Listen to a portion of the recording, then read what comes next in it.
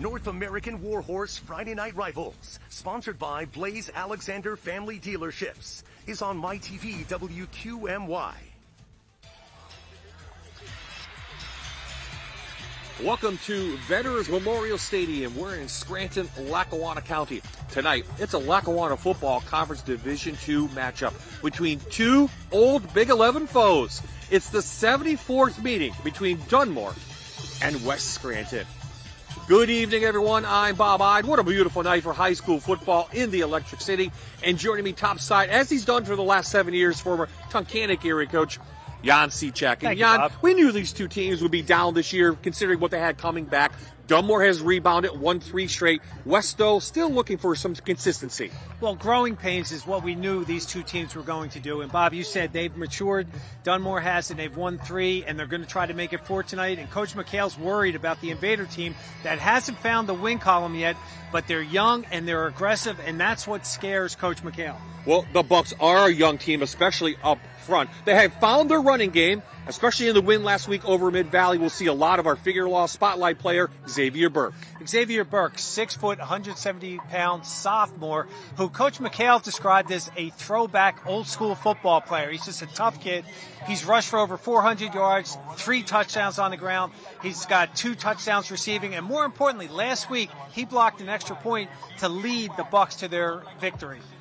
Coach Minetti, he's still looking to get that team over a hump, get their first win this year. He's changed some things up. They found a passing game. Now they need to find a running game. So if that happens, we'll see our figure law spotlight player, Dayron Groves, have a big night. Dayron Groves, a junior, 5'10", 170-pounder.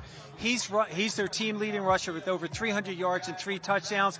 They just haven't been able to execute a lot of things that have gone wrong for them. It's Murphy's Law, unfortunately, for Coach Minetti, but he's really hoping that this young team really can turn things around tonight.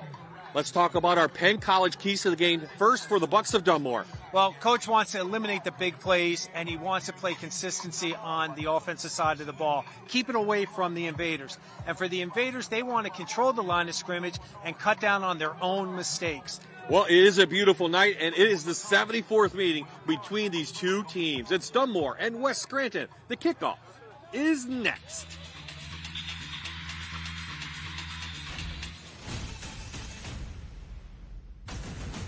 You're watching North American Warhorse Friday Night Rivals, sponsored by Blaze Alexander Family Dealerships on MyTV WQMY.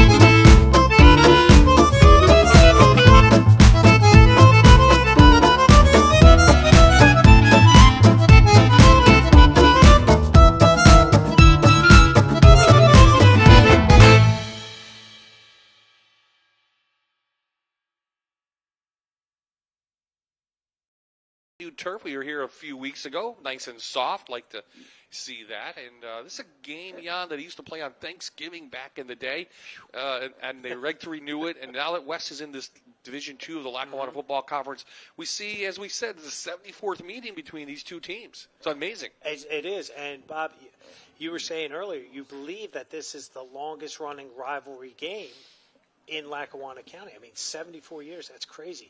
This turf, this stadium is absolutely stunning. They did a beautiful job, the Scranton School District. I'm sure Lackawanna College also kicked in to make this place look like it does now. Now, not the crowd's not here tonight, but I think we're going to have a heck of a football game tonight. We should. Okay, so Dunmore won the toss. They deferred to the second half, so they'll kick off to a West Scranton team looking for their first win on the year. 28, Eric Reese should be teeing it up.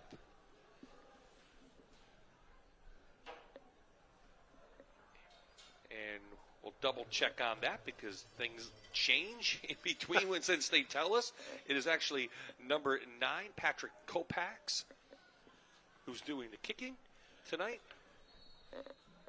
And we know a few of the West Side Invaders. Some of their jerseys ripped, and they have some number changes also. Absolutely. This goes into the end zone, and it's an automatic touchback. So we'll see.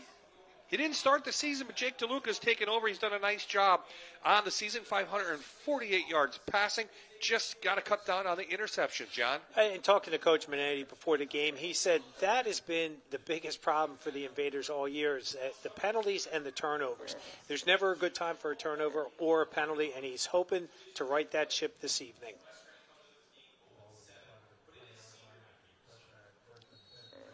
So this West Scranton offense averaging just about 7 points per game. A lot of turnovers on the year. Just 3 starters back from a team last year. Most of those guys are up front. So they hand it off to the starting tailback. That's Shamir Lyons off the right-hand side. He's up for a short gain. Just call it 2. So it's DeLuca and Lyons in the backfield. We'll also see our spotlight player Groves back there. Farr, Sastry, Mosley, and Berardi. Watch out for number 21, guys. He's a great, excellent talent. Up front, Coach, they're all seniors, still a little inexperienced, though. Well, the growing pains that they've had out there, I mean, it's just been really tough going for them. They're big, they're physical, but they just make the mental mistakes at the wrong time. This team averages about 188 yards per game. This is Lyons up the left side, and he's got some room. Lyons has an NEPA Builders first down, a lot more, up past the 40-yard line. Call it the 40. Yep, we're going to mark it right at the 40. Well, it is senior night, and the seniors are leading the way right here. A beautiful run by Shamir Lyons on here, just going to that outside zone, doing a beautiful job out there, following his blockers. And, again, this is what the West Scranton Invaders need to do. They just need to sustain some drives. Lyons on the year, 145 yards, has a touchdown, has 3 catches also. Against Wilkes-Barre, he had 9 carries of 40 yards. That's his high on the season. So for the initial first down, West has the ball again. And this is Groves, number 2, and he's taken down by Jackson Harding, the linebacker, but a nice gain of about 3 yards. So Dunmore, they give up 22 points per game. They're on a 3-game winning streak. They only had 3 starters back from this defense that won the district championship last year. And talking with Coach McHale, he knew that the growing pains were going to, show, as he said, rear their ugly heads, but he didn't think it would take this long to get on the victory side. And he's very pleased with how the teams come together, and they haven't fallen apart. We'll take a look at the Dunmore defense shortly.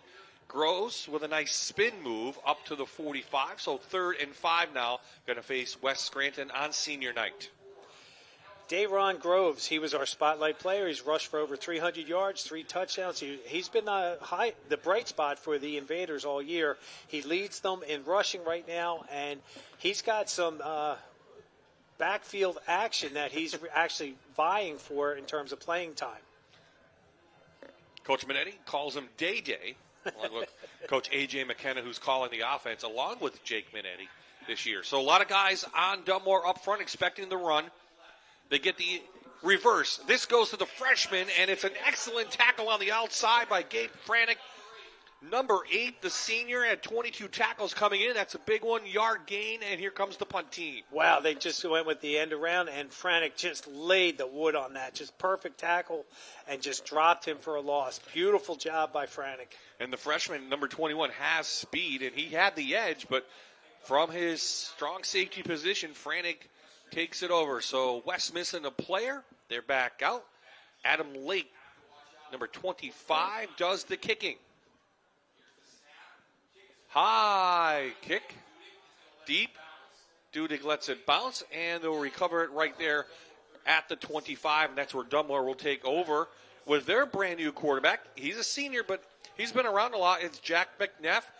Just 2 interceptions on the year. They don't throw a lot, as we know, for Dunmore and the wing T, but you know what? He's been consistent. And with the wing T, again, not premised on passing, but when you have a kid that's throwing 6 touchdowns and he's got only two interceptions on the year, he's getting the job done, and the Bucks now are starting to really come together as an offensive juggernaut for Coach McHale. They're averaging 21 points per game. They scored 21 last year. 244 total yards on the season. That's a little bit down than what we've seen in the past from this team, but again, the young team up front. Franek makes the tackle on the last play, and he gets the first carry, and he's up for an NEPA Builders first down, gain of 11. Gabe Franek, boy, I'll tell you what, he's fired up on offense and defense now, and they just go with the buck sweep. You saw both guards pulling on that, doing a nice job cleaning up, kicking out, and he gets he did. He got the 10 yards for a first down. West giving up almost 30 points per game, as you might expect, 315 total yards. They really need to stop this wing T tonight to have a chance. It's all about the run. So Jake Costanzo, sophomore, around the edge. He picks up about 4, and here is the offense brought to you by North American Warhorse. McNeff, Franek, and Burke in the backfield. Costanzo, we just knew him. Bobby Hoban, an excellent receiver. Logan Miller.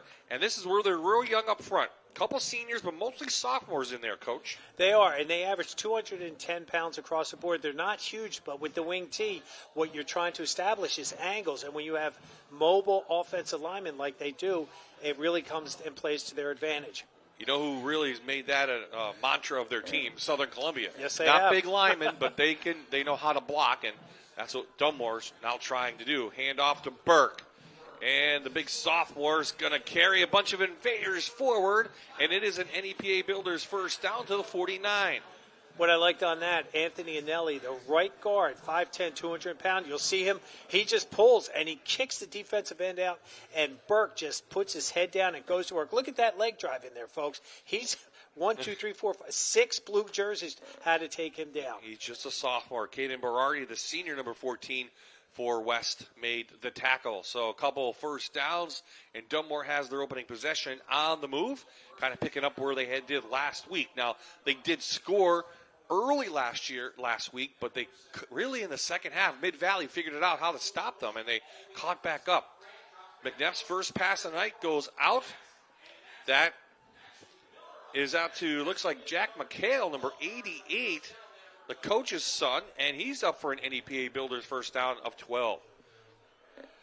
Well, right there, again, they break it out. You see now it becomes a one-back set, and there was the linebacker didn't get to his hook to curl zone. You could see that. That's why he was so wide open, and he got that perfect first down to keep the Bucks drive now into Invader territory. Yeah, first time tonight for Dunmore on the move.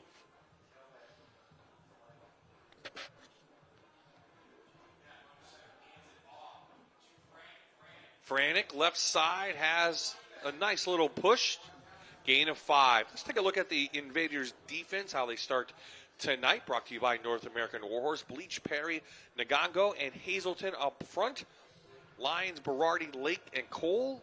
And the secondary looks like Mosley, Farr, and Sawstry, the freshman at corner. But, again, a very talented freshman. So, nice drive for Dunmore going on their first drive of the game. As we said, it's been a 3-game winning streak for this team. It started against Carbondale. They won just 7-6. That was a blocked extra point as well.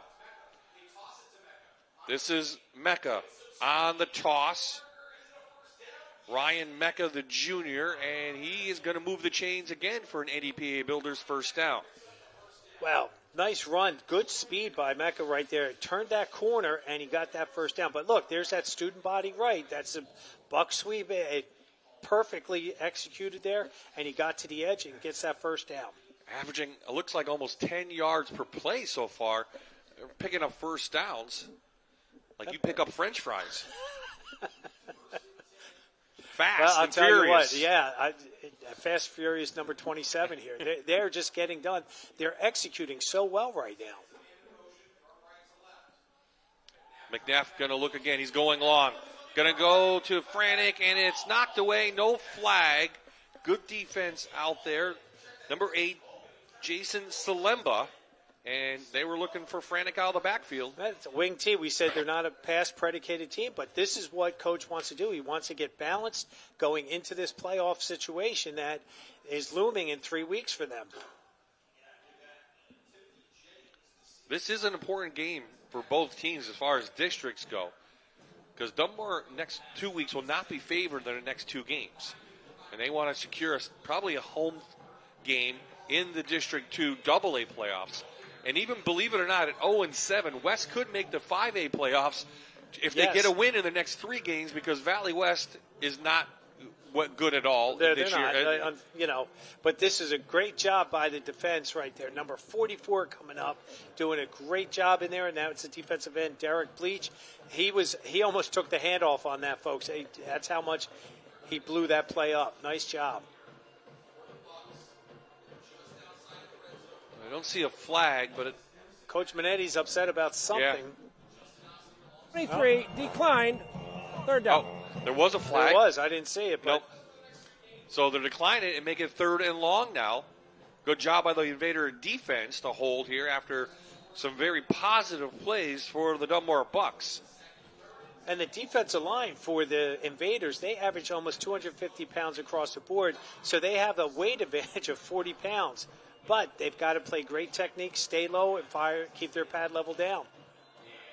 And the aforementioned Bleach, I think he moved on the outside, and they're going to get offside, so make it 3rd and 5 now. Those are the mistakes that have hurt West all year. Start playing well, and this one little mental mistake has hurt them. Side. 44, 5-yard penalty. So John Loomis, our referee tonight, with that call. So a little bit easier now for West, or for Dunmore, because they can call pass or play and still have 2 downs to get it. And Coach McHale, he's that type of guy that he's going to go for it on there. So absolutely, they probably were going to see, I would imagine, buck sweep.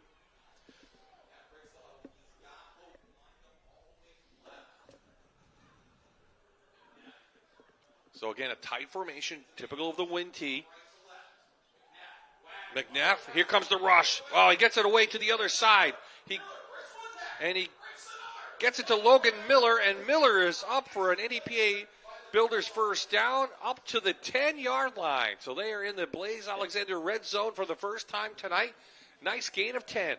Well, that was a great play call. They were trying to run the waggle there. You could see that he got tripped up. McNeff got tripped up in the backfield, didn't quite execute. But again, Miller from this tight end position, he's just told you're going to block down for a 2 count and then release to the sideline. He did that perfectly. That's his 3rd catch on the year, and the Bucks now have 1st and goal from the 10. Hand off inside to Frantic, but a great job. Someone coming in. Was that Bleach from his end? Or no, Berardi comes in, takes him down with one hand. Nice job by the defense right there.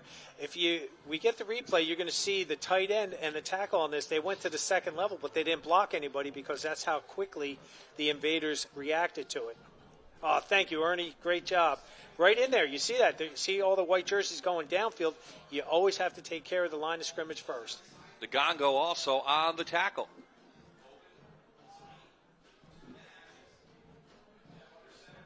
Back to Frantic again. Not much running room. The West Invader defense stepping up. Ngongo coming in, and no gain, about a yard gain. That's it. Well, he's affectionately called Pax in there, and he's doing a great job in there. They tried running the ISO with the halfback, fullback leading up through, and there was nowhere to run. Big Ngongo says, no, not happening right now. Yeah, they stood him up right at the line of scrimmage using that weight advantage. And they pushed him right back. Now it's a 3rd down call for the Bucks, trying to get the first points of the game up.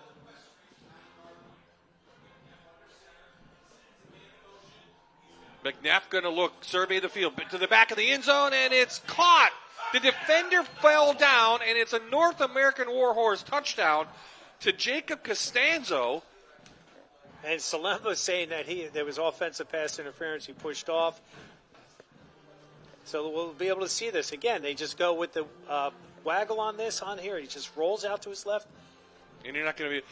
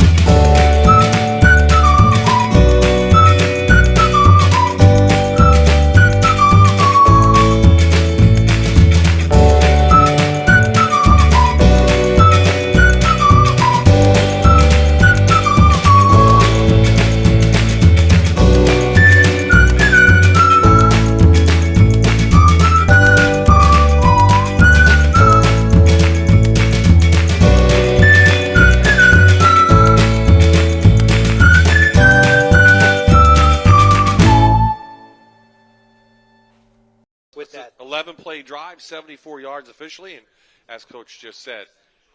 So Kopats, the lefty, has it teed up. He'll do the kicking tonight. Reese the extra points, and it will go right to the end zone. Salemba, I believe this was.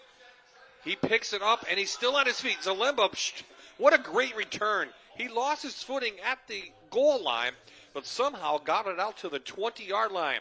So let's take a look at that back angle now and see if we can see Salemba might fall down or something. So there you see Salemba. A little bit of push off, but nothing that would have caused an infraction. But if he kept his feet, we don't know. He might have been in there for a defensive play. But that was a nice return he had, and that causes fits for the kickoff team when you have the returner either bobble the ball or fumble it like he did on that, because it messes your timing up, and that gave him a nice 20-yard return. So DeLuca into the shotgun. They're going to go to the air. DeLuca has a lot of time. Still looking. Going deep. Going down for the freshman. And he comes up, and somehow the defender blocked it away, Costanzo, and they're going to call interference. So he had his head turned to Costanzo. Somehow he just got a hand in it, but he was pushing and shoving on the freshman, Sastry. Well, this is what they like. John Ye, Sastry, they really like how fast. Pass interference. 15 Dunmore, 15 yards, results in a first down. Yeah, they really like this freshman. They think he's going to be the wave of the future for them. And you'll see he gets a great release out here. He's going to the bottom of your screen. And if Costanza got his head turned around, it wouldn't have been a flag. But he did have his head turned around. So West picks up an NEPA Builders first down on the interference. And West has had some success recently in the pass game. In fact, against Wilkes-Barre, DeLuca was 11 of 27, 235 yards in that game. And that was a big concern talking to Coach McHale before the game. He said the Invaders, they just, if they can overcome their mistakes, watch out. And watch out for Shamir Lyons off that left side. He's into Buck territory, gained of almost 16 yards to the 46. Well, and this is how you respond to the other team scoring. What do? You have to put together a great drive. And Shamir does a nice job getting to the outside, uses his legs, uses his vision to see where he's going. Nice job. This is what we've seen on tape from West. They can drive the ball, but then it's one or two mistakes when they get in, to this side of the field that has haunted them this year. Let's see if they can overcome that tonight. DeLuca. Back to Lyons. Lyons tries and cuts it back and lays his head down, and Burke knocks him forward, but it's a nice gain for the senior. Boy, Shamir Lyons, 5'5", 140 pounds. Watch how as he's coming down here, he picks, weaves, and then he cuts back up. So he's stringing it out, trying to make an opening, and he found it. How about Xavier Burke? We talked about his offensive numbers, his defensive numbers, 52 total tackles, 10 losses. He's had double-digit total tackles in 3 games this year, Coach. And that's what Coach McHale described him as, an old-school throwback. He's a smash-mouth football kind of kid, and he just loves him, and he says he's an awesome student. He just couldn't sing his praises enough. Back inside the lines, no gap there, short gain. Just inside the 40. So let's take a look at how Dunmore started tonight on the defensive side, brought to you by North American Warhorse. Miller, Davies, Shago, and Haynes up front. And the linebackers, you talked about Burke, Harding, and Novorosky, in there. And the secondary, they usually play a 4 or 5. You have a couple seniors in there, Costanzo and McNeff in the backfield, along with Franek and Dudek. So basically play a 3-4-4 defense. So third down and short. Try to get inside to Berardi, and he can't stay on his feet, and he's just inside the 40, maybe a yard. 4th and short now. And Jake Benetti, do you roll the dice? You see right here, there's just too much leakage coming in. That was number 90 coming in off this side there. That's Zim Rosario, 5'10", 175-pound sophomore from his outside linebacker position. He just blew into the B gap and just almost dropped him for a loss. And again, good heads-up play by Berardi to get back to the line of scrimmage. So 4th down for West. They're going to go for it. Why not? Trying to pick up your first win of the year. It's senior night. Oh, they're going to go to Berardi, and Berardi was going to run the quarterback sneak, and nowhere to go. And shooting in is number 5, Jackson Harding, another sophomore. 30 total tackles coming in, and a big one right there. And you just see how he just exploded off the line of scrimmage. They didn't pick that up. Whether that was the quarterback not making the call or the offensive line, whoever does their play calling up front didn't see that. That's the stuff that has haunted the Invaders all season. Nice drive, they stall, and then they just couldn't produce the first. So 11 seconds left.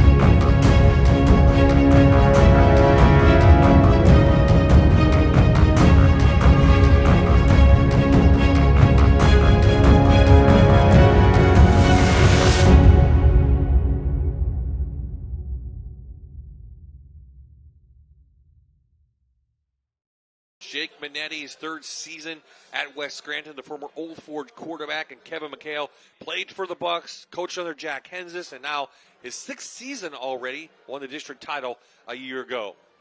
Coach McHale, you said he's a young guy, but he is so experienced in everything that he does. The Bucks, with this new wing tee that he's actually implementing there, they're getting it. They're starting to become really good at it. Like Lackawanna Trail, Southern Columbia. Southern's won how many state titles running a wing tee? 13. Gabe Franek off the right side, nowhere to go. Good tackle again by Bleach. And again, West figuring out a little bit. Joining us in the booth, as he's done most of the year here in the Scranton area, Toby Grisenda from NEPA Builders. Welcome. You heard your name a lot, NEPA Builders, in that first quarter. A lot of first downs from Dunmore. Yes, sir. Good for you. You're here for about Raising the Roof, so tell people what Raising the Roof is. Yeah, sure. So Raising the Roof is a partnership with Fox 56, NEPA Builders, 84 Lumber Company, and our community to come together and give a free roof away for a family that needs it. So McNeff finds Costanzo in the middle of the field. They're inside invader territory. It's another NEPA Builders first down, how apropos. Up to the 44-yard line, and Dunmore keeps it going. So we'll take a look at the replay. Look at the duress he's under. There's three invaders right in his face. And smartly, he just sat down in between that zone and made himself available and got another key Northeast Builders first down. And Toby, what got you interested in doing this? I know you've done it the last few years. Yeah. So we wanted to come together and do something as a company for our community in only a way that a builder could. And what we realized that we replace 100 roofs a year, give or take, and we see 350 homes that need a roof. And what we realize is there's 50 to 100 of those people that need this roof. Their house is leaking. They have problems, but they can't afford it. They can't afford to do it. And so you sit back and look at that and you say, they need their roof replaced too. And there's some hardworking people out there that have just sometimes maybe bad break, cancer in their family, lost a significant other, and they need this help. And we said this is what we want to do. This is how we can contribute to our community and make a difference. That's how we came up with it. So back down to the field, inside to Burke, and Bleach is there, along with Ngango, and good that West Scranton defensive line started to figure it out a little bit. They are, and their linebackers are starting to do a little bit what we call cross-reading. So they're not going to watch all the backfield action. They're going to start keying on the guards. The guards are going to take you to the play 98% of the time in the wing tee. And Toby, I know that this has meant a lot to you, and you guys have gotten involved. What have you gotten out of it, do you think? Yeah, it's difficult to put it in words, really. I think it's so many things. It brings our team together. It brings our families together. It brings our community together. And it really gives us a purpose in what we're doing. More than just, making a dollar, we're making a difference. And it gives us a reason to get up in the morning. And when days are hard and it's cold outside, you're out there with hammers, your steel-toe boots are frozen. It gives us this drive. We're this group of people that want to give back, and that next time we get a chance, looking forward to it. It refills that cup. It keeps the fuel alive for us, and it keeps us going. There you saw the sophomore, number 46, gets a first down, and they're up to the 33-yard line. The West played the first two downs pretty good, Yam, and then that just couldn't get them off the field on third down. Well, right now, they only have really the one linebacker in the middle, and that's what they're attacking. Now they're going to go to the outside. Great job. Great job by the inside linebacker, Adam Lake, shooting in and taking Costanzo down for a 4-yard loss. Just what I was saying about that inside linebacker, he ended up coming up from his 4-4 position to play that outside linebacker spot and did a great job shutting that play down, drop him for a 3-yard loss. Okay, Toby, how much longer are you taking nominations for this year's Raising the Roof giveaway? Yeah, a couple more weeks. So 2 more weeks we're going to be taking nominations, and we're here at Westside, right? My mother's family's from Westside. Okay. So many people. The Reynolds family, the Repshis family. You guys know the Repshis, Joey from Abington, right? That's my cousin. so many people here in the heart of West Side, such pride, right? And there's neighborhoods and roads and parts of this city or parts of this community all over the place. We're calling on you guys, my aunts, uncles. Walk outside, look up and down your road, find these people that need this help. Visit our website, Dunmore Bucks. We're in the heart of Lackawanna County here, rivalry game. Help us help that person that really needs it. This is an opportunity to do something that we don't normally get to do, right? So we need your help. Please go outside, look up and down your. That's a heck of a play there. Well, that is a great catch. That's Frantic. Frantic, who came out of the backfield. He catches it. It's an NEPA Builders first down. They are up to the 14-yard line, 21-yard play, and a great job of him to come back and stop and make the catch. Yeah, there he goes in motion. You see him. He just was in your screen, and he didn't beat anybody. He just played perfect position football. Ball was thrown to his back shoulder, and he had to come back for it, and that's what he did for 21 yards. Mosley on the coverage there, just couldn't get there in time. So again, the Bucks inside the Blaze Alexander dealership red zone, trying to add on to their 7-0 score. Back to Frantic. Makes a cut, but is taken down quickly. That was Cameron Cole, the junior. Plays linebacker in their 3-4 defense. You'll see that right there. Defensive end got washed down, but he did a great job from the linebacker position coming up. Once he saw that the end got washed down. So, Toby, once a West Sider, always a West Sider. Yeah. Is that what they say over there? Hey, we bleed blue, you know what I'm saying? I know you do. Absolutely. This is from an East Sider, too. I'm from the East. Okay. So, yeah, we don't want no problems. Listen, if you're out there, visit our website, nepabuilders.com. Go to the Give Back page, nominate somebody. You put your name in and your phone number, and you put theirs in as well. It goes in our entries of nominations, and we pick somebody, and we get to help this family toward the end of the year here. So, absolutely, absolutely love it. Yeah, especially again, as you mentioned, it's getting colder, and you don't want any drafts. And it's important to have a new roof. Well, thank you for coming up and joining us in the second quarter. We always love having you. Yeah, appreciate it. It's a pleasure, Toby.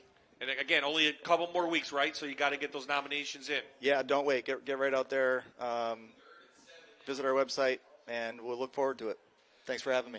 No problem. The Invaders, again, strengthening the defense, coming together, but now another third down. Dunmore's done well tonight on third down. Let's see. I think we're going to get a timeout. We do. A little play call. Yep. Coach McHale to make sure that they dial it up perfect. Again, there's the NEPAbuilders.com website. Nominate a local family today for a brand new roof. Brought to you by NEPA Builders. So this is a Pennsylvania Army National Guard timeout. And they see Coach McHale right in the middle of things. So now you could go either way now.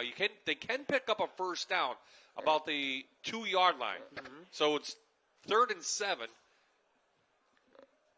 You can go run 2 plays here. I mean, you have a good field goal kicker, so you're already decently in field goal range, Jan. So Coach McHale's going to go this is 2 down territory for him. He knows that at worst, that if they don't get the first, Westside's got a minimum 90 yards to drive, and he knows his defense has been playing so well that they'll get the ball back, again, with plenty of time to be able to get something going. But, again, the waggle last time really hurt the Invaders, so I think they're going to come back to something very similar, waggle bootleg. Look for that tight end again. That's what they're going to employ. Well, again, you mentioned the time of possession. Again, they're running the clock down. This is coming up in the 11th play of the drive. So they're holding the ball and moving the ball downfield, keeping it away from West. So West has only had 2 possessions in the game so far, and we're past the midway point of the second quarter.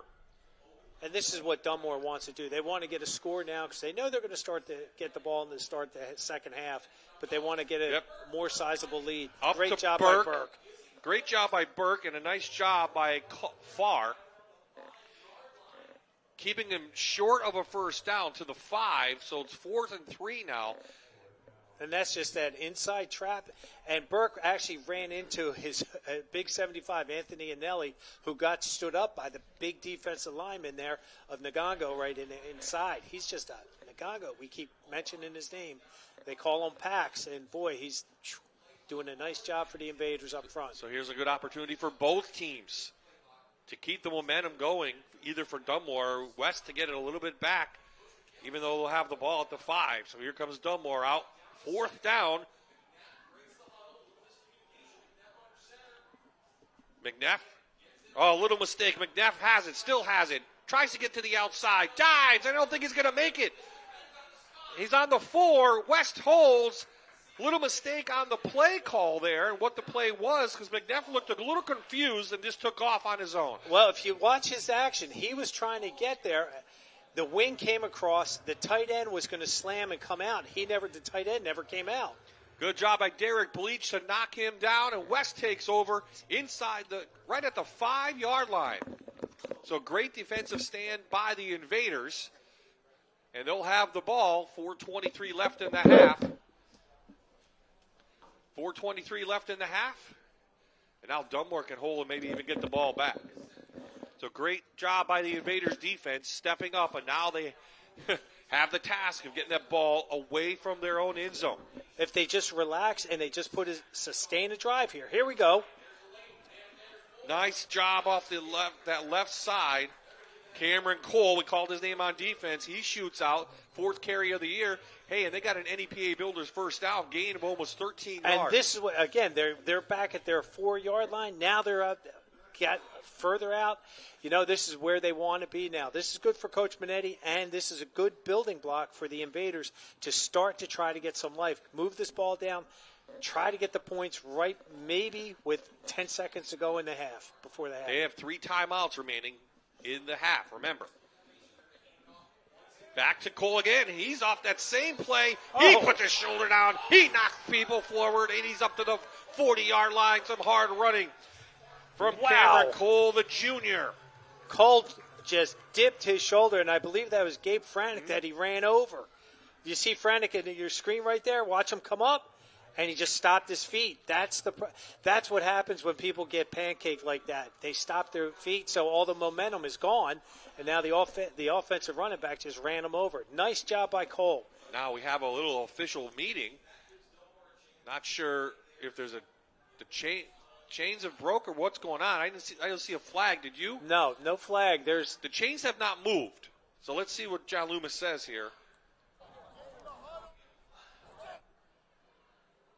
Coach Manetti's out. We have sideline interference on Dunmore. It's going to be a 15-yard penalty enforced from the end of the run. Wow. What a break for West.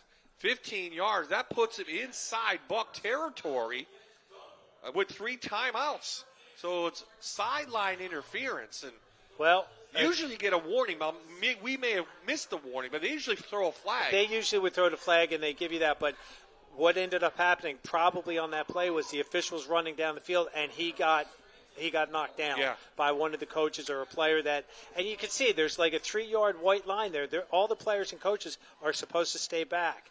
And if you're in there, and I'm saying like Coach McHale, where he is right now, if the official runs into him, they're going to throw that flag. Well, what a break for West, now trailing, and they're on the move. 2 solid runs from Cole. And they go back to their ground game again, and this side from the backside, good defense. Jackson Harding, the sophomore, did a great job from his outside linebacker position on the left side. His left side coming to his right. And you'll see him come across the screen in here right there from behind the line of scrimmage. Great job. Way to stop this momentum for this time being for the Invaders. Let's see if West wants to go to the air. Has been successful in some games, as I said. A little play action here. Yeah, DeLuca's going to start in the shotgun. Watch for number 21. He's on the far side, the freshman. He has one-on-one coverage out there. He's got the outside, too. I would be surprised to see a nice fade route. Yeah. Little problem with getting the play to develop, so they called timeout, Jake Minetti did, with 3:01 left in this first half. Well, that way is you settle your guys down because, again, they're feeling it, and they're getting some things. They got momentum.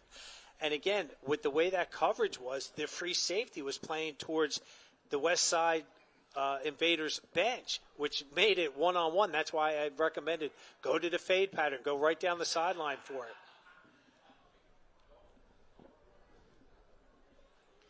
So Delaware Valley's leading Valley View. That's a key game in Division I.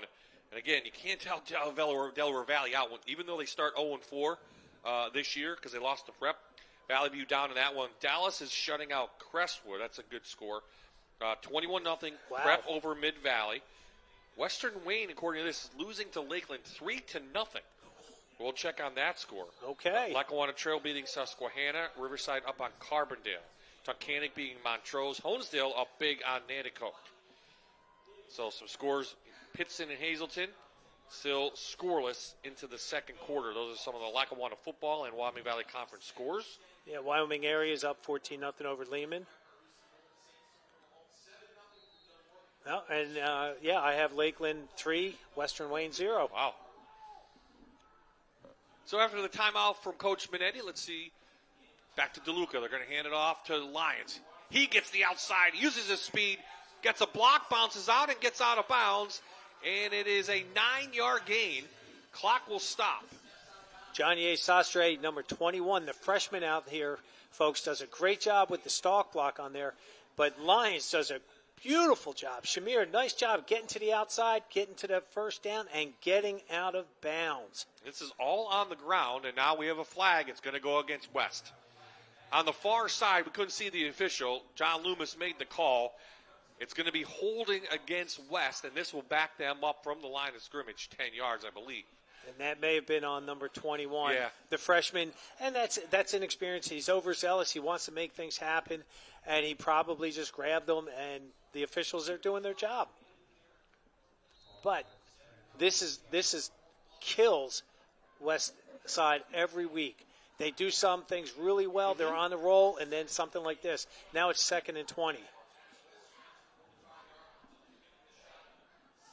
So now 2nd and 20. DeLuca back going to go out and goes incomplete, trying to get the Cole, but the defender was right there. Rosario was right there to make the stop. That would have been a short gain. And the Dunmore Bucks rolled from their cover 3 to a cover 2 look, so now they had secondary support deep. So if they were trying to go downtown, that was taken away. The screen, they sniffed that out right away, but the Bucks did. Nice job by the defensive coordinator. So nothing like a drive killer, like a hold on that positive play. Again, you mentioned that West, what a great drive they had from their 5. It's being negated, and they only trail 7-0. They're only down 1 score, 1 big play, and they could tie this game up. Let's see if it comes right here. DeLuca back, gonna go long, going downfield, and it's well overthrown. Trying to hit Quincy Mosley on that far side, a sophomore, and he's overthrown. And Jake Minetti will send out the punt team, wisely so. 2:31 left in the half. Again, decent time to throw the ball. He just overthrew. That's a timing issue right there.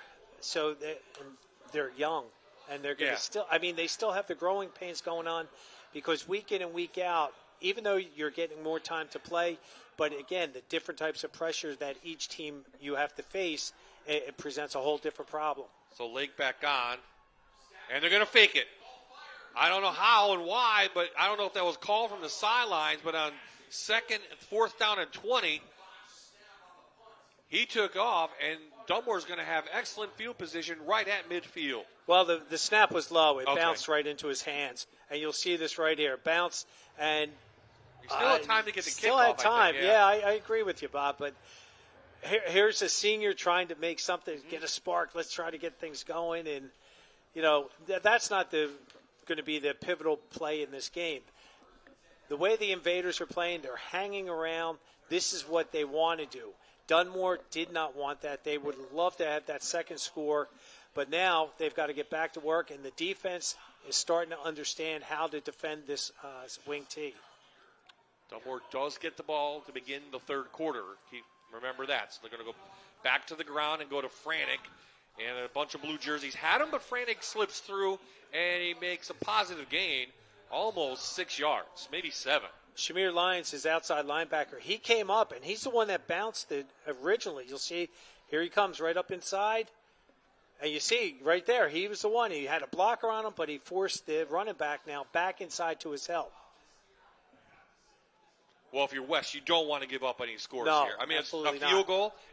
I say a field goal, but we haven't seen Dunmore attempt a field goal in a long time. But Like, that's what you want to get out of this. Hold them to minimum of because, 3. Again, this could be a 14-point differential, considering they get the ball. McNeff dumps it over to Franek, and Franek has an NEPA Builders first down, gain of about 7, and they're already inside the 35-yard line to the 34. And smartly runs out of bounds. What ends up happening here, now the linebacker's on an island. He doesn't know what to do. Do I go for the quarterback? And that's why he was so wide open on that. I mean, the secondary's playing deep. They don't want to get beat downtown. So they're doing a nice job keeping everything in front of them. Yeah, that was Berardi who had to make that decision, the senior linebacker, number 14. So McNeff into the shotgun. 4-man rush going to go long. Going to a wide open receiver, and it's caught somehow on a shoestring by Jacob Costanzo for his 3rd touchdown of the season, and it's a big one, 34 yards for the North American Warhorse score. Well, there was obviously a big breakdown on the secondary coverage here, and you'll see this. They're all looking like, I thought you had him. I thought there was, and to their amazement, he was wide open. Costanza, nice job pulling, not a great pass in for that touchdown to put them up by 13. That's the 7th touchdown pass through the air for McNeff. He almost overthrew him. So Reese on for this one for the PAT, and it is good. And with 1:30 left in the half, Dunmore extends their lead 14-9.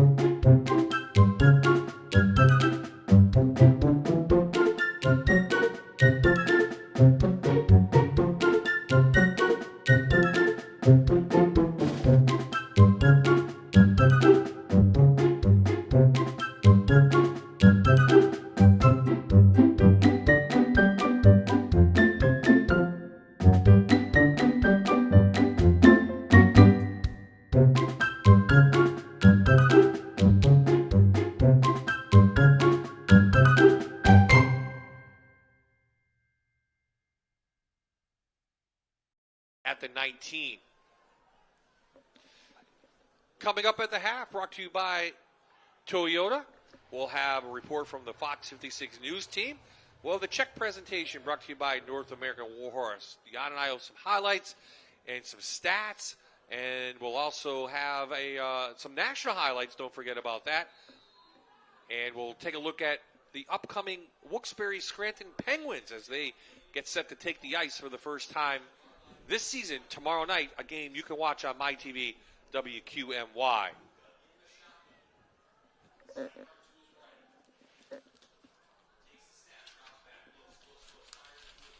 So McNeff looks off to his left side.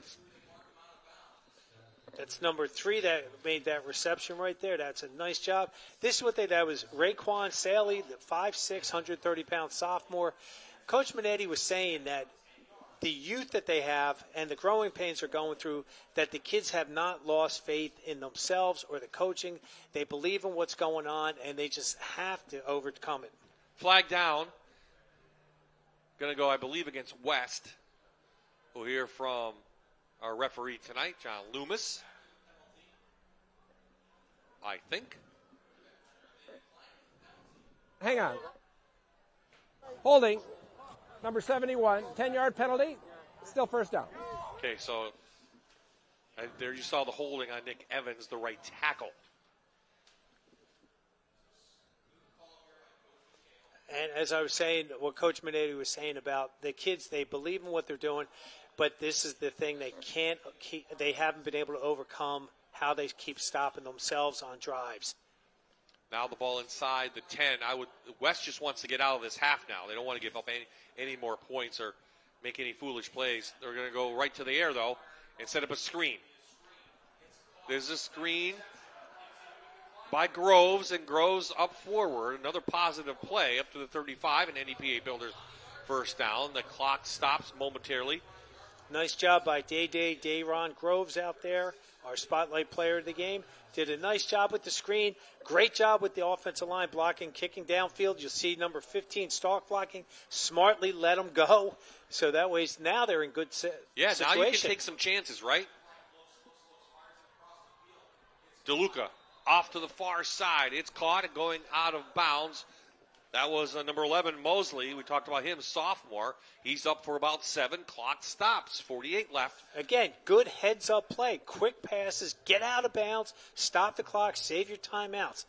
Smart. That's what Coach was saying about how these kids, they play smart, they know the game, but again, they just have to overcome, and they just did that. So that's what Coach Minetti was saying to me, and Coach McKenna was saying, we do something so well, but then one play, and we just can't overcome it. Yeah, there you see 2 positive plays, and suddenly they're at the 43. Sastry makes a great catch. He's still on his feet inside Buck territory, and he's still on his feet. He escaped that, and he's up inside the 45. A 21-yard gain by the freshman, and there you see the future. And well, look, this wasn't a perfectly placed ball. I mean, it was down low by his shoestrings. Great balance there, puts his hand down, goes, and he just keeps going. Just better ball security because you're going to have those Bucks working on it.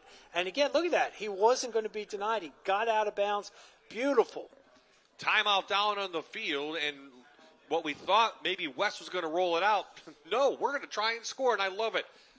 Hey, how about Muncie? They are buzzing about Penn State quarterback Drew Aller making an appearance, Jan. That'll be in 2 days. After the Lions take on USC tomorrow night, Drew will be signing autographs at Blaze Alexander Nissan Monday. That is in Muncie, 5:30 to 7 p.m. Fans will be provided photographs for Aller to sign, and the event is open to the public. That's Monday night. That is at Blaze Alexander Nissan in Muncie. Penn State coach, Penn State quarterback, Drew Aller. Hey, hopefully he's in a good mood. That means they beat USC tomorrow night. That's they got to travel, 6 hours to go play and kick some USC Trojan butt to come back. He'll be flying high if that happens. Again, that's really neat that he's doing that at the Blaze Alexander in Muncie. So back to the field. 1 timeout left for West, I believe. And DeLuca's going to go into the shotgun. So the passing game starting to take on a positive pace. DeLuca's going to roll.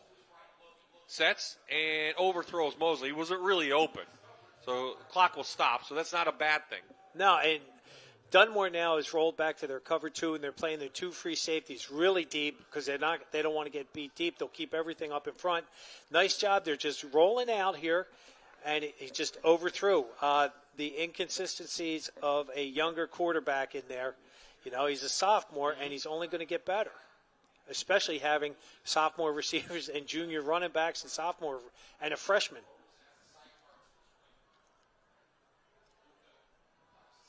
Four-man rush. They pick it up. He loses the ball. He lost the ball, and it goes right to Dunmore. So DeLuca lost it. Kalen Purdy, number 20, recovered it for the Bucks, and the drive stalls with 28 seconds He does a nice job stepping up in the cup, but I think the ball was actually punched out by the defensive end. I think Logan Miller. You might be right. Great job. Thank you, guys. Great. I can't see. You just couldn't see, but no matter what, another drive comes to a conclusion. Here we go. I don't think he didn't. I'm sorry. Hit it. No. I'm not sure they touched. That's why we have the best crew in the business. You saw 3 different views of that. That was awesome. Thank you, guys. Well, no matter what, another mistake by West Scranton. This one a turnover, and it cost them. They had a drive going, and again, they're putting up the yardage. They just can't get on the scoreboard. Down 14-0, 28 seconds. McNeff's going to try to add on to that. McNeff looking. Rolls out. He'll just go right out of bounds, and he's hit hard. There's got to be a flag for that.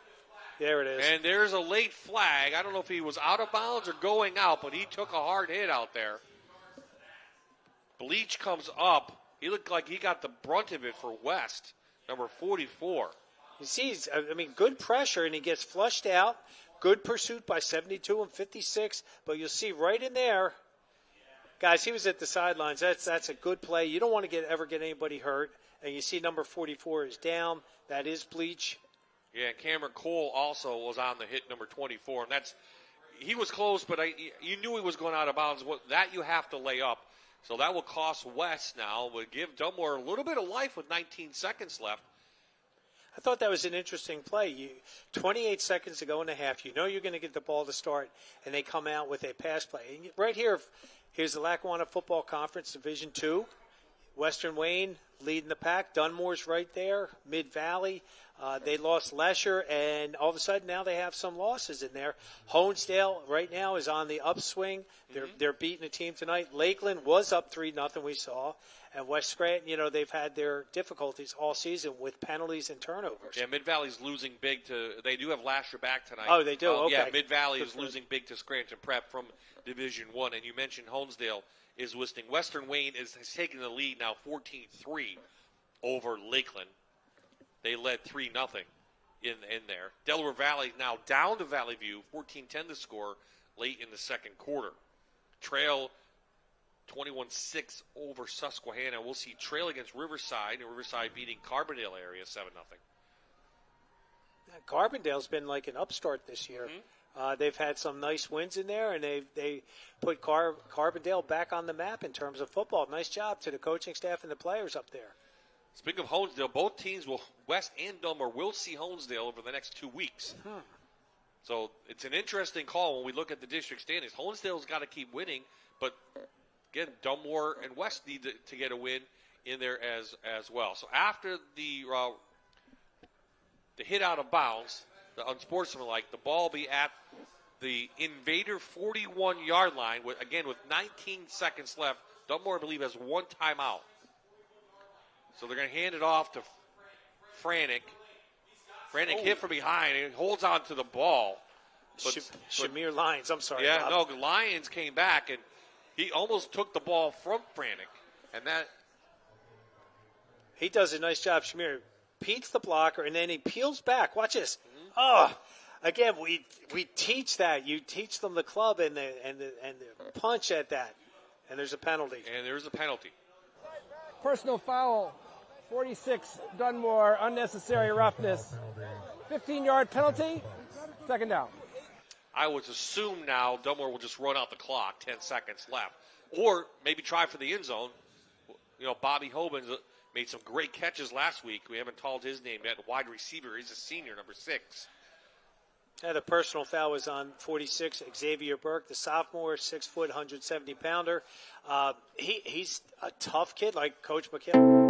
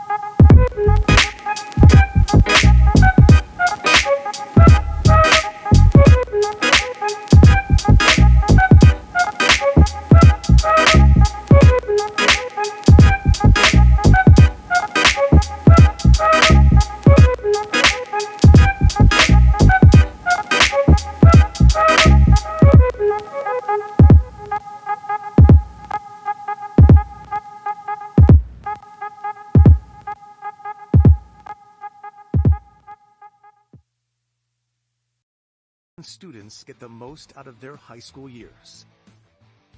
North American Warhorse is proud to join MyTV to provide each host team with a charitable donation.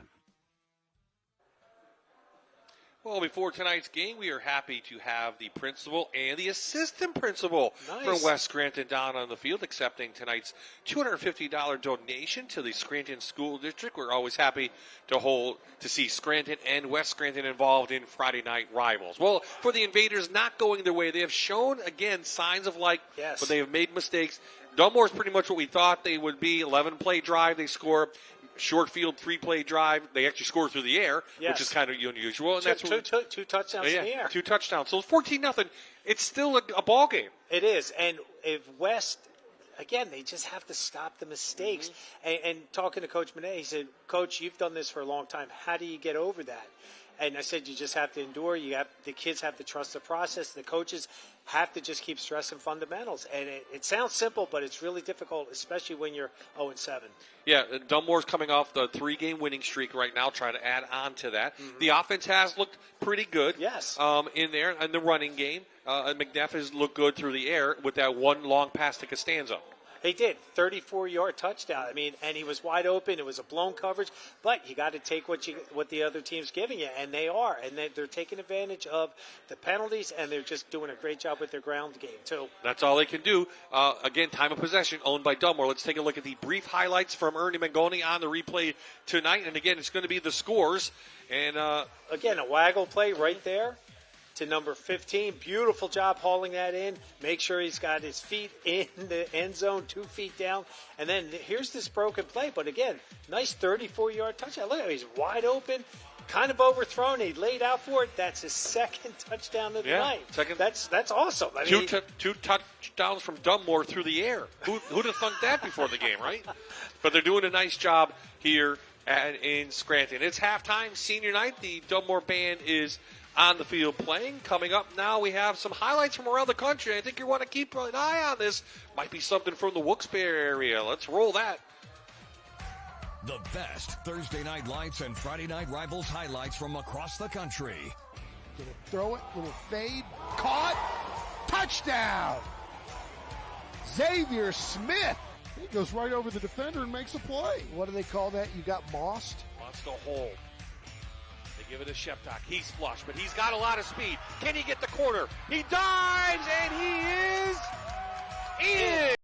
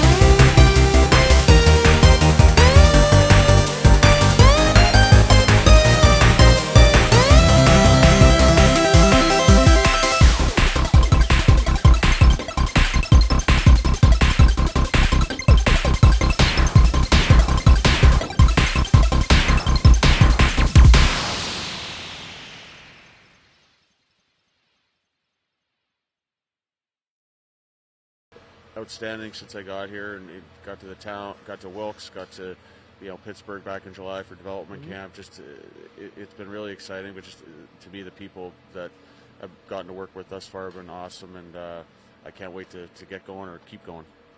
The organization has not had some success in the playoffs like I know fans wanted to see. So what you mentioned that perspective, you mentioned the change. What are you guys looking to get around now for the Penguins, not only at the NHL level, but also at the AHL level? Yeah, to your point, there hasn't been as much playoff success here in Wilkes as people would have liked, and I think, for me personally, I think that the winning and the development are two things that go hand in hand, and we want to win hockey games, no doubt about it. But to me, I think myself, the coaching staff, organizationally, we really believe that if we develop players, make them better, give them a chance to play in the National Hockey League level, the winning here is going to take care of itself. And we firmly believe that. And, I know, again, Kyle and Jason have a history of that in Toronto, and we're trying to build that here. And, we're really excited about it. And like I said, it's a daily process, and our details and the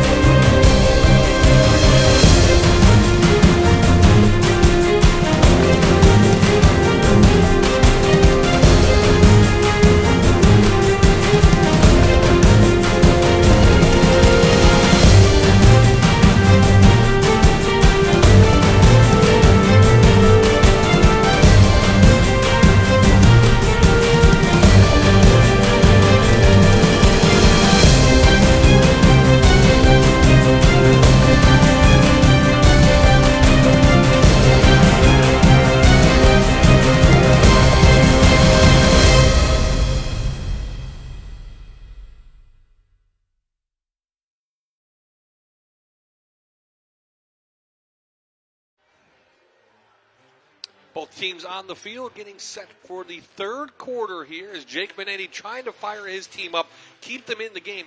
Coach, it's just 14-0. This is the most pivotal possession of the game. It really is. They need to come up with huge stops right now to keep the momentum on their side. Dunmore, on the other hand, they want to come out, get another quick one up here to really try to ice this game at this point, 21-0. And they know that the passing game of the Invaders isn't as potent as it will be in the future, but we can't worry about the future. We have to worry about the present, is what Coach McHale's telling his team now. Let's take care of business.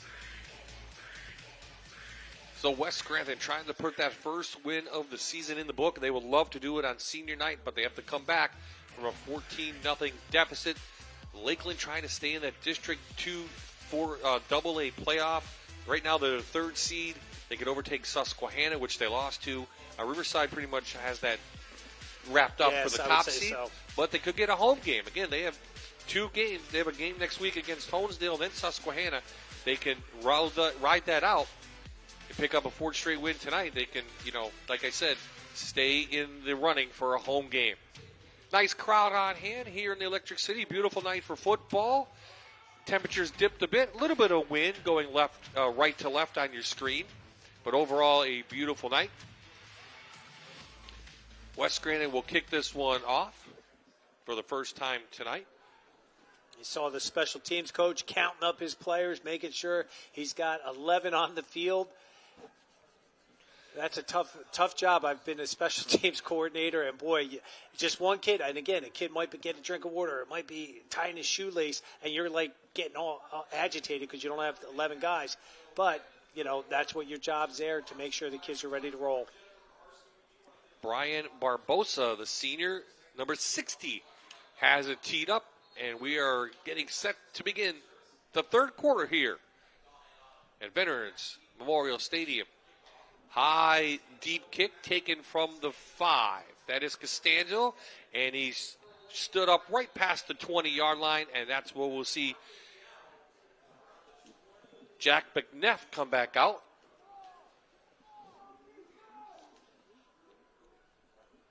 Tomorrow is another all-day college football Saturday on Fox. Game 1 kickoff is at noon with Washington traveling to Iowa to take on the Hawkeyes. Then at 4, Arizona battles the unbeaten BYU Cougars. Finally, number 11, Iowa State travels to West Virginia to take on the Mountaineers. Get your fill of college football all day tomorrow, only on Fox 56. So Coach Jack McNeff had a good first half. Didn't he have some good numbers? He did. A wing T guy, 7 for 8, 110 yards, and 2 touchdowns. Both to Jacob Costanzo. They go back to the run game, but West comes right out. That is 73. Ngongo again. He wraps up. Frantic for a 1-yard loss. Boy, you hear the sidelines yelling, Pax, Pax. Mm-hmm. He did a tremendous job blowing that play up. Yeah, you mentioned Costanza had 2 touchdowns, 3 catches for 51 yards. But watch Ngongo on this. He just drives it back, and boom. He just does a nice job. And again, you saw the blue jerseys all penetrating, getting it in there. They have to be careful not to over-pursue with the wing T. There's a flag. Yeah, not everybody was set on Dunmore. This will stop the play. So that play won't count. Quick snap. No one was set up on that right side, so this will go against the Bucks and back them up 5 yards. Start. Offense. 5-yard penalty. Second down. John Loomis, our referee tonight from the Lackawanna Football Conference, and we thank all the referees. And here well, that play didn't count, so we're not going to show that underneath. That did not count. But it was a good play by number 44. But didn't count. We got to give him props. It is referee recognition week. Excuse me. I'll get that out quickly. Referee recognition. It is week, so we thank all the referees, not only in this sport but in every all the sport. And it's a thankless job because they're darned if they do, darned if they don't. And McNeff tried to hit his tight end. Miller had it in his hands, but it is dropped. 3rd and long now facing the Bucks. Well, this is key right now. Good job, good pressure. They, get your hands up. The Invaders, get your hands up. He did a nice job. The tight end, Miller, did a nice job sitting there, waiting for it, and he just dropped the ball. So Jake Minetti calls the defense. Let's see what he calls on this one.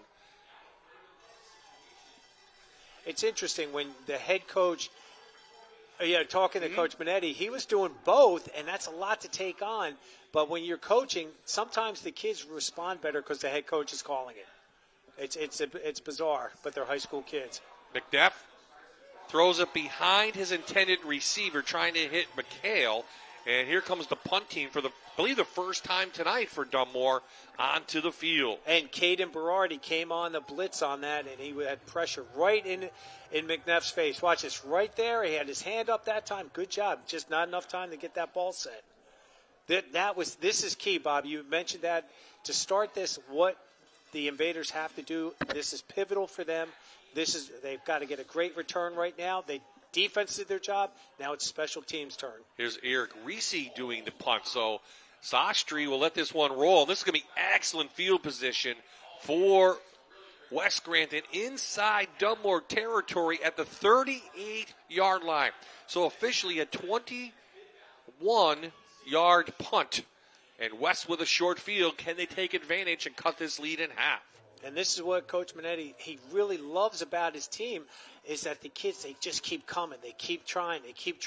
They never give up. So, kudos to Coach and his staff to keep the Invaders believing in what they're trying to accomplish. Trust the process. It's going to pay dividends, hopefully tonight for them.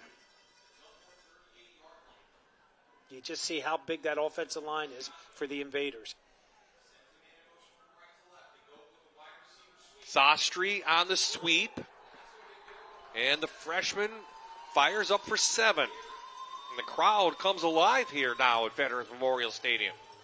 Nice job. End around. And this is what they like about Sastry, that he's got that burst and he's got confidence for a freshman coming in playing varsity football. I mean, he's given up minimum 4 years to some of these seniors out there, and he's not intimidated by them. Well, against Mid-Valley this year, West Scranton threw for 236 yards. That's their high. They ran for against Old Forge for 252, and they run this one up for an Einen GMC first down from Lions, and we move the chains. Watch how Shamir Lyons comes through the line, and then he turns, and he starts pushing them. So, again, just outside zone. Now, this is what I'm saying. He's got his back to him, and he's still pushing, and he did a nice job. 2 hands, ball security. They weren't going to be able to strip that out of his hands. So a couple of first downs now for the Invaders here in the third quarter after they hold Dunmore and get a short punt. Looking to take advantage of this. DeLuca. Quick out, and it's in and out of the hands. He had his receiver, Mosley, over there, and it fell incomplete, but he had him open. What I liked is the misdirection. Watch the guards pull to the right. Quarterback pump fakes and throws to the left. Quincy Mosley, a sophomore. Again, this is the growing pains that happens when the kids are young. Last week he had a big week, Mosley did, against, even in the loss to Western Wayne. He had 5 catches, 110 yards, and a touchdown in that game. Back to Lyons on the running game. And it's about a yard gain, and now third down facing this Invader team. They just ran the sweep. You saw both guards, Rocco Leonard and Joe Perry, both pulling on that play, trying to kick out, kick the defensive end and then pull up onto the inside linebacker. And the Bucks coaches trying to get their defense to hold now. This is the deepest West has been inside Buck territory tonight. So they're showing the blitz. Here comes the blitz. They pick it up. DeLuca to the outside, overthrows Mosley. And DeLuca had a man in his face. That was Navarowski. And it goes incomplete, fourth down. Yeah, Brendan Navarowski comes right from his inside linebacker position, and also getting in there was number 46, Xavier Burke, the other sophomore linebacker, putting that pressure on. He was open, too. That's the thing. Mosley was open on the out pattern. Well, let's see if they rolled DeLuca. They rolled him a couple times on that last drive of the first half, and it was efficient. Let's see if also Dunmore sends the rush, and it looks like they might blitz. They do. Here comes 6 guys. They can't pick them all up. DeLuca to the end zone. Has a receiver and almost right into Saley's hands. It was almost there. It was like a foot away, and it would have been a touchdown. Well, you send 6, and there's only 5 guys to block, and not a well-thrown ball, but he was Raekwon was going, oh, my gosh, I had this. I should have had this. Hey, you see the coach right there say, relax. It's okay. It's all right. We still are alive. The defense did their job. Special teams did their job. Now it's back to defense. Let's get them, stop the ball, get the ball back. Yeah, give the Bucks credit. A short field. They only picked up about 21 yards, and they're back to the offensive side. Let's see if they go right back to that running game, try to roll off the clock now. And they do. Handoff inside the Burke, but West is there again. Short gain. Trying to set you up with the wing T deception there. They have the slot man coming in, and they just go with the base dive play in there, trying to keep you honest. They're hoping the linebackers are going to flow with the motion, and they did. Good job by West. And what really Dunmore's offense has been through the air tonight that's been effective. Not on the last drive, but on the 2 touchdowns. So, well, the two plays that wing T is known for is bootleg and waggle. Bootleg means that the quarterback is going away from his receivers, and waggle, that means he's rolling into it. Good drive by Berardi. He says hello to Gabe Frantic behind the line, a loss of 1. Great job by the senior. Great time for the senior linebacker to show what experience does and how you can read this. He did a nice job, just squeezed inside the offensive tackle, and he just dropped him for that loss. Beautiful heads-up play by Berardi. So not a 3rd and long now facing the Bucks. And how about this Invader defense? Has really stepped up. Well, I don't know what Coach said to them at halftime, but it seems to be working for the defense right now. Well, this is a defense that's given up 30.8 points per game, and they've held Dunmore to just 14 right now. If they just find some offense, a little quick pitch to Costanzo. He gets the outside, but a lot of blue jerseys there. He's going to be well short of the first down, and the punt team will come back on for the Bucks after second 3 and out of the half. Wow, good job by the defense, West Scranton's defense. They go with that outside toss play. They're trying to seal the edge. They couldn't do it. And you see number 15 and number 8 in there doing a nice job. I think we have an injury. I can't tell on that far side. The official's standing there. We do. It's a cramp, I would imagine. An injured Buck, yep. So an injured Dunmore Buck on that far side. I can't get a number. Is that frantic? I can't get a number. I don't want to speculate. I don't even want to speculate that. No, you're right, Bob. But again, it's a good sign when the leg's up in the air. I mean, that means it is a cramp. You can see he's grabbing the calf. Okay, so week 8 already. I can't believe that. That's unbelievable. As we always say, it goes by fast. Here's what the Invaders have coming forward. Again, a winnable game next week at Lakeland and a winnable game at Honesdale. We've seen the Hornets for West, but again, they have to cut down on those mistakes. It's a tough schedule. It really is. Yeah, I know West is a 5A team, but they're in Division II, the Lackawanna Football Conference, for a reason.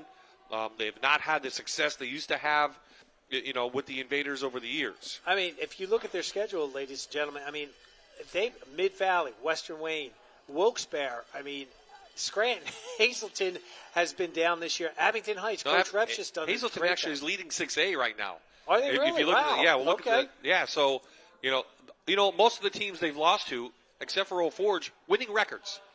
Okay, Sostry, the freshman, gets to the outside. Inside Buck territory.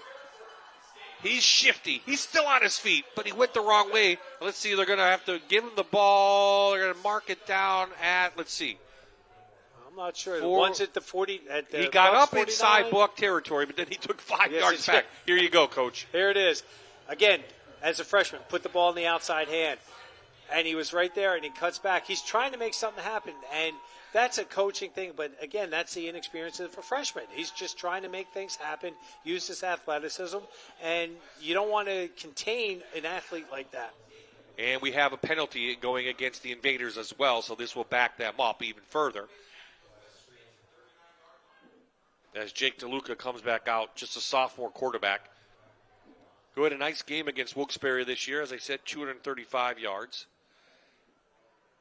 But a mistake now on special teams. And this should back him up 10 more yards. The only positive thing is it's a new set of downs. So it's not like it's going to be 1st and 20. It's just going to be they're just starting from further back on the field. So not substantially bad for the Invaders, but no, we have 36-yard line from their own 36 right now. West will have it down 14-0. The defense has stepped up in the last 2 possessions. They forced 2 punts from Dunmore. Now it's up to the offense. They've got to sustain this drive, and they got to punch it in, get some type of points to get them back into this game. Again, it's only 14-0. A big play here would really do West.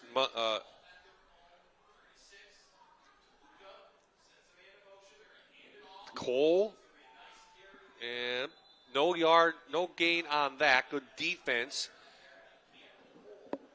And I think if I know Coach May, they were trying to do the end around the sweep, and they couldn't get anything. 71 didn't kick out, and it just collapsed around them. Good job by the Dunmore defense. I think they're trying to set up that one-on-one to the wide side of the field because still the free safety's playing towards the hash, towards the Invader sideline. Eli Doherty made the tackle, number 36 for West Scranton.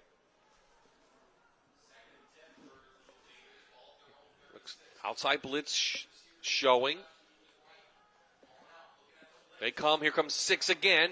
And back to the outside. Nowhere there. Trying to hit Sostry out there. He was the closest receiver, and he overthrew him. So you see what Dunmore wants to do on obvious passing downs. They're going to send a lot of guys. They're going to just put the pressure on the sophomore quarterback, hoping that he makes a mistake or he overthrows, underthrows, which is what's been happening. And he's only going to get better. the more camps he goes to, the more 7-on-7s he does in the offseason, especially with all the young receivers he has with him, they're going to be a force to be reckoned with. Third and long now for the Invaders.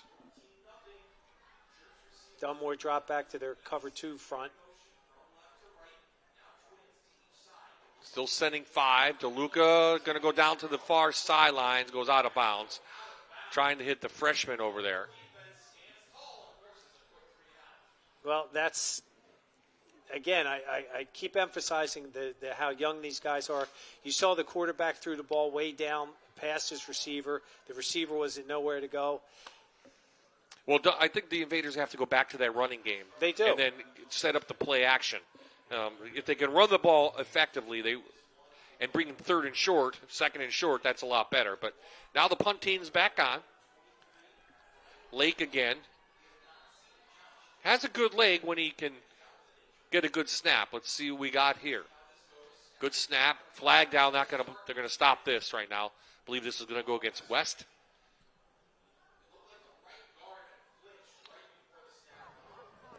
Number 3 on the offense, false start, 5 yards, still 4th down. Raekwon Saley got called for that. Bob, to your point about what West Scranton has to do with the run game to establish the pass, that's exactly what Dunmore's done with their run game.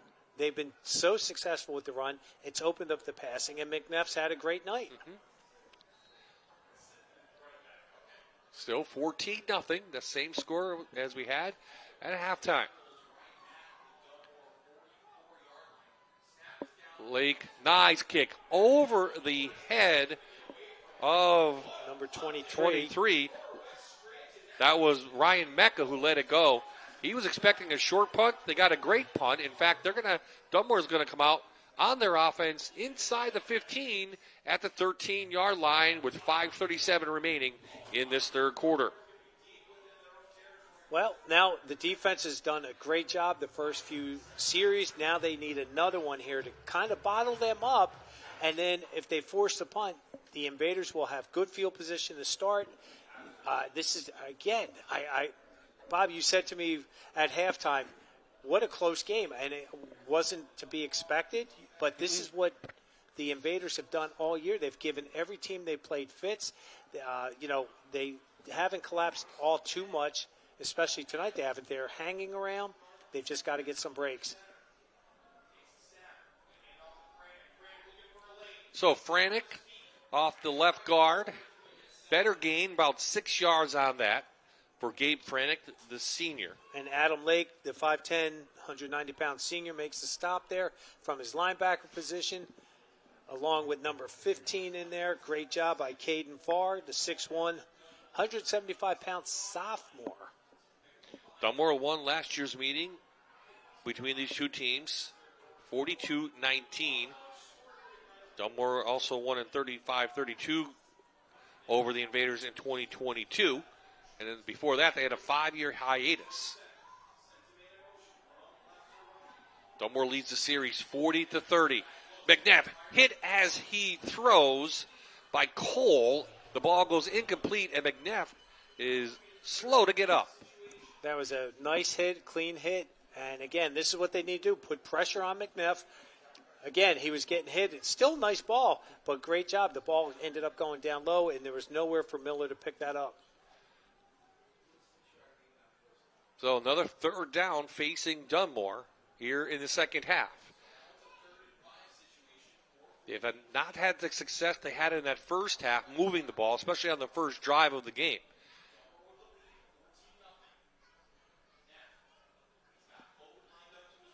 Plenty of time on the play clock. McNeff going to roll, going to survey, looking for his outside receiver, and he's got Mecca. And Mecca makes the catch, and he has an INGFC first down up to the 28-yard line, gain of 10. They just run a flood pattern right there. That's 3 receivers going out. You got like a 5, a 10, and a 15, and he hits the 10-yarder for the first down. Last win for West Scranton, Coach, 2010. 27-24 was the score. Wow. West has won, I believe, the last 10 games between these two teams.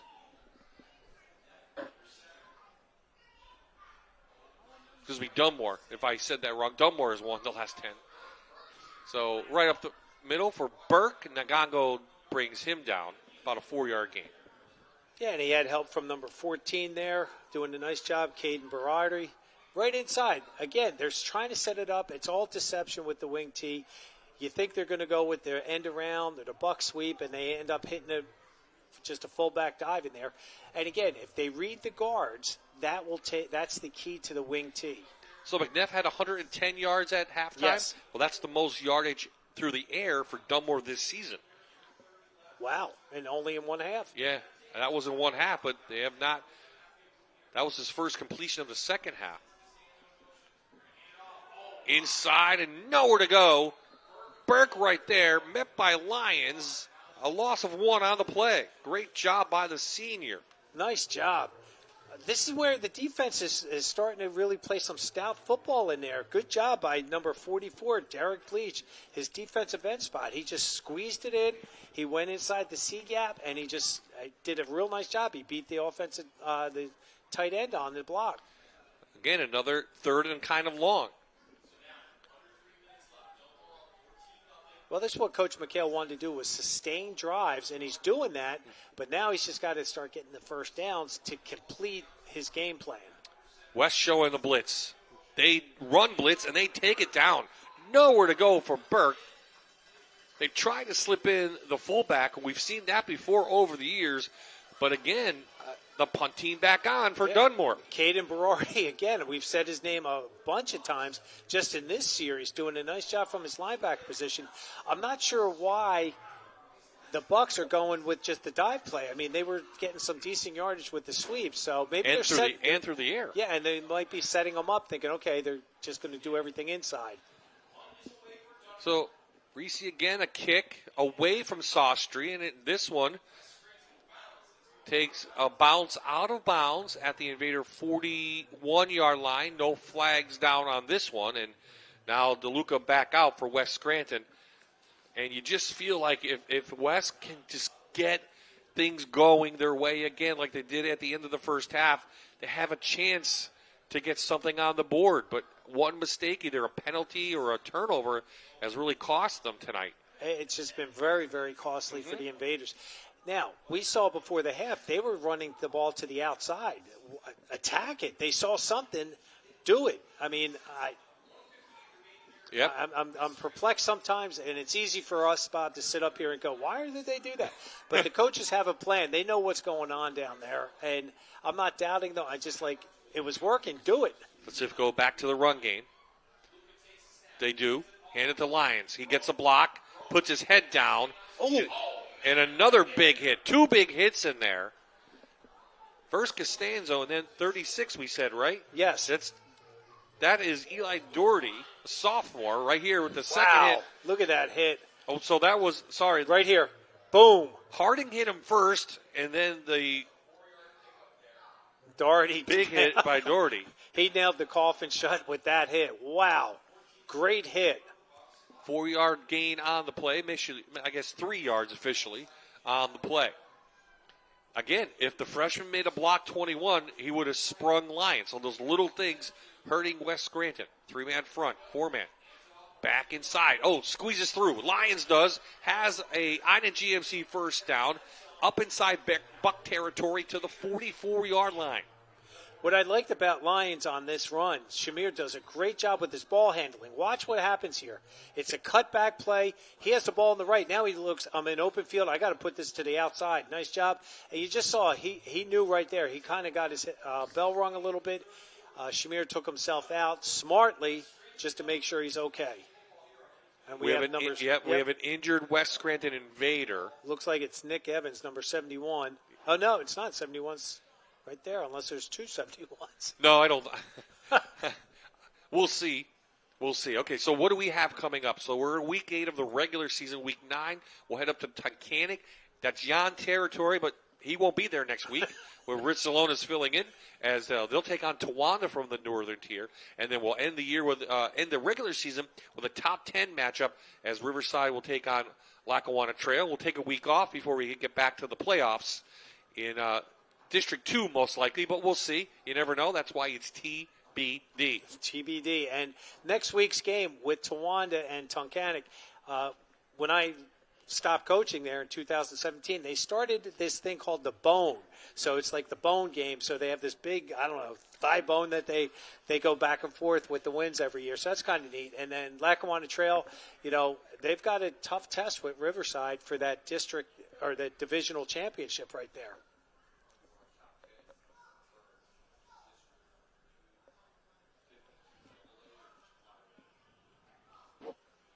So our top 10, how are they faring tonight? Danville winning. Number 2, Prep. 3, Troy.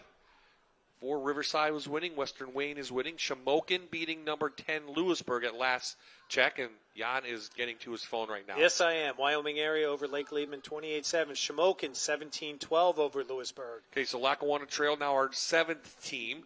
They were winning. Schuylkill Haven back in the top 10. Valley View was up on Delaware Valley. And again, Lewisburg losing to number 6, Shamokin. And you can catch our Friday Night Rivals top 10 during the Fox 56 News First at 10 every Tuesday night. Yeah, and it's Lackawanna Trail 42-6, Western Wayne 28-10 over Lakeland. And it was number 72, 72, Joe Perry, the one that's cramped up right there. You can see the training staff out there making sure he's all right. He's up on his own accord, very ginger. Danville, 14-3 over Loyalsock. 28-17, Bobby. You said Valley View over Del Val. And that's a big win. Valley View, since the opening loss from Prep, is now on a roll. They figured things out. We saw them against Abington in a close game. But now I think Delaware Valley is a big test for them. You can't go by the record for Delaware Valley. No. They play out of state. I mean, they went down to Florida to play a game. And Coach Olsemer really likes playing the stiff competition because he gets them ready for the playoff runs here. So we're getting ready to get back to action here at Veterans Memorial Stadium here in Lackawanna County. A team that does play here, Scranton Knights, they're losing to North Pocono 21-3. That's a big win for the Trojans, picking up those 6A points if they can do that. Coach Dolan, yeah, he's... So the intended receiver was Mosley. He threw it behind him. He had him open. So it's second down now. And these are the things that they've got to work on is this timing. Like, they know what the play was, but the receiver didn't look back for the ball in time.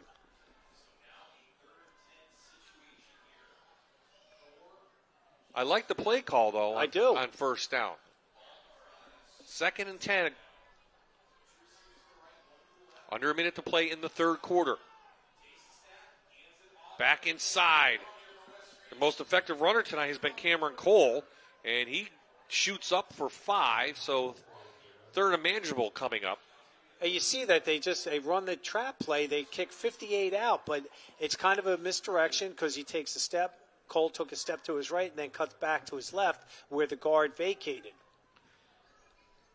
Cole coming in only had 3 runs for 11 yards during the season. He's had more than that tonight.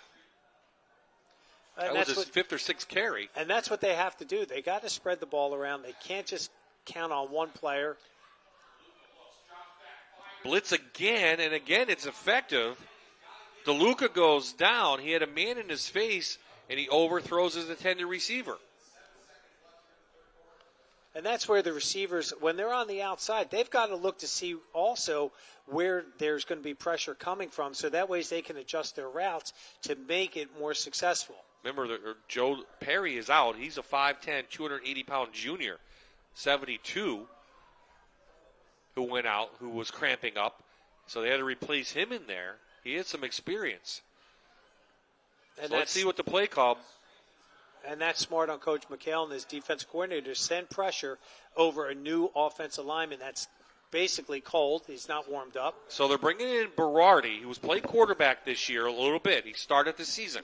He's a little bit bigger of a quarterback. Let's see if they want to run him. Here comes the edge rush. Berardi back, has a bigger arm. To the up, and it's caught. What a great catch.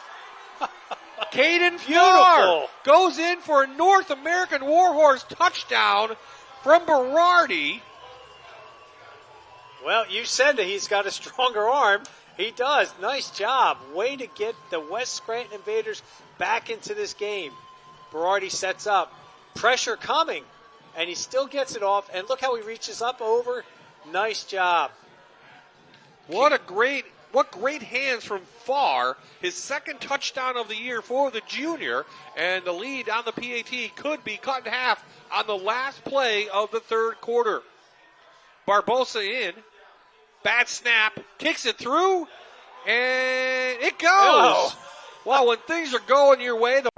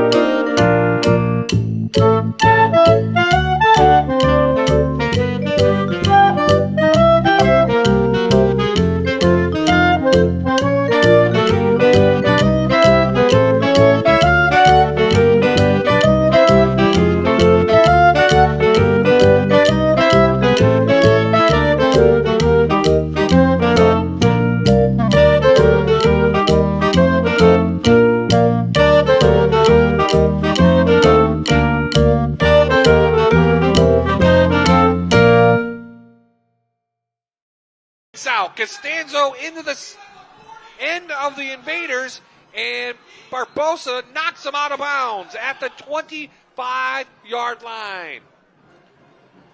So what a great return. Jacob Costanzo, the sophomore, who has 2 touchdowns tonight, and he does it again here on special teams from about the 12. Nice job. Just good job with the way they set that return up. Middle return, and he hit it. Springs to his left side. A nice job on the game-saving or touchdown-saving tackle right there. I couldn't get out. Congratulations to our figure law scholar athletes. They're now eligible for a $5,000 scholarship. So big return from the sophomore. Let's see if now Dunmore can take advantage after West put up their first score of the night. They go back to the run game. This is Frantic. Frantic cuts it up the middle. He's got running room.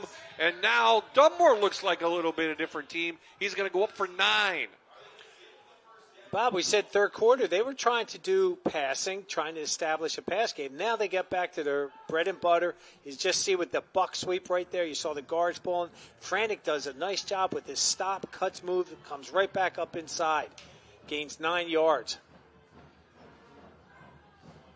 And how good did the Invader defense play in that third quarter? They forced 3 Dunmore punts, but now they really need to come up big after they cut this lead in half.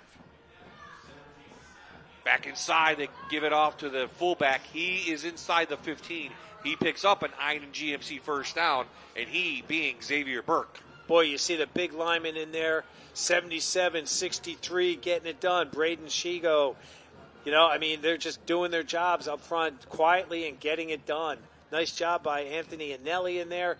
Just drop step, and he still engaged his guy, even though the ball went by him.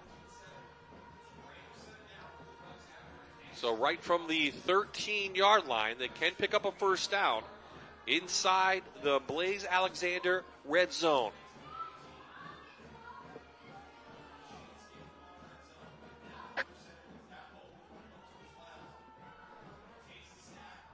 Franek looking for a hole, finds it. Franek shoots out and is taken down inside the 10.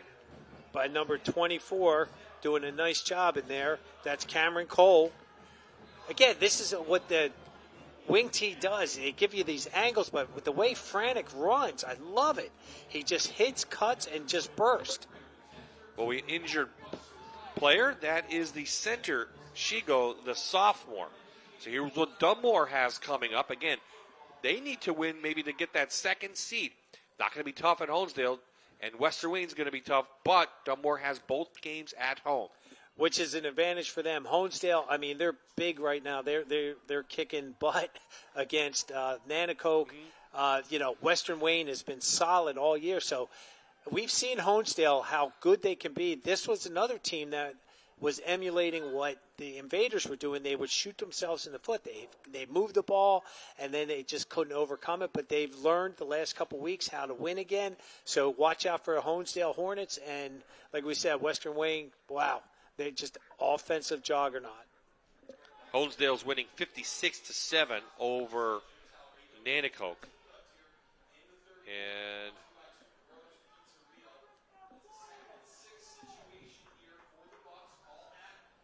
trying to look up Western Wayne. They're beating Lakeland now 35-10. Okay, so the sophomore center comes out on his own accord, and they'll have a new center. Now we'll have to watch this exchange. I mean, you're on the sideline. All of a sudden, hey, who's that? Number 60 in there. That's Bobby Santasero. Santasero, excuse me. So Santasero, good snap, back to Franek. West is there, but this is all Franek. This is the senior carrying Invaders in for a Iden GMC first down, first and goal, Dunmore from the 2. Well, credit that offensive line to get that 3-yard push to push the Invaders down the field. They run the ISO play. You saw number 29 in there, lead blocking up through. It's just an ISO play. That's his job, to blow the linebacker up, and the running back just follows you to daylight. Well, the West offense woke up, but the West defense now and special teams went back to bed like after that, because Dunmore was not doing anything offensively in that third quarter. Well, and I'm not saying that they were getting cute with the passing play, trying to establish it, but your bread and butter is running with, especially with the wing tee, and they're showing that they are very potent when they run the ball. Especially Franek, who had 110 yards against Susquehanna and a touchdown on 19 carry. That's his biggest output of the season. So I'm going to back into the triple tailback. They get it to Franek. He's behind a couple blockers, and he is in for a North American Warhorse touchdown for Dunmore. Nice job by Mecca, number 29, lead blocking up in there, and congrats for that. Gabe Franek with a great run in there. He just runs so tough.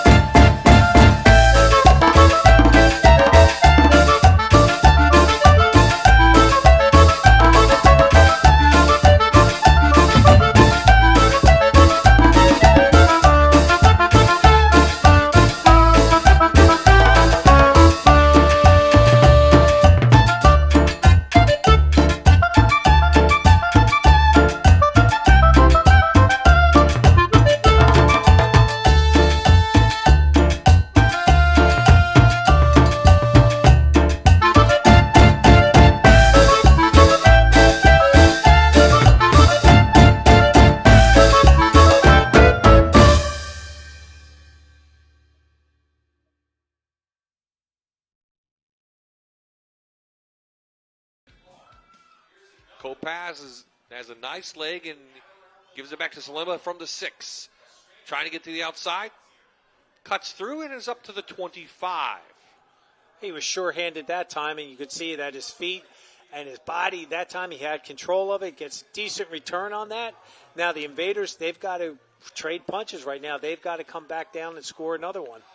Here's the kick return. Look at good ball security. Nice job with the cut. Cuts back up inside, saw a gap, close to the 25-yard line. So Coach Minetti is going to make a change at quarterback. Jake DeLuca, the sophomore, not having success. He's going to go back to Caden Berardi, the senior, number 14. Well, Caden, we know, can run the ball, so that gives him that threat back there, too. He just threw the touchdown pass. Starts in the shotgun. They're going to air it out again. Oh, in and out of the hands of Saley. That was no catch, and what a big hit. Who was that, number 5? Number 5. Yeah, Woo! That's Harding. Seen him tonight, number 5. Again, just nice job. Look at that great body control. Wrapped his arms, drove his legs through the receiver. He's choking up on this play.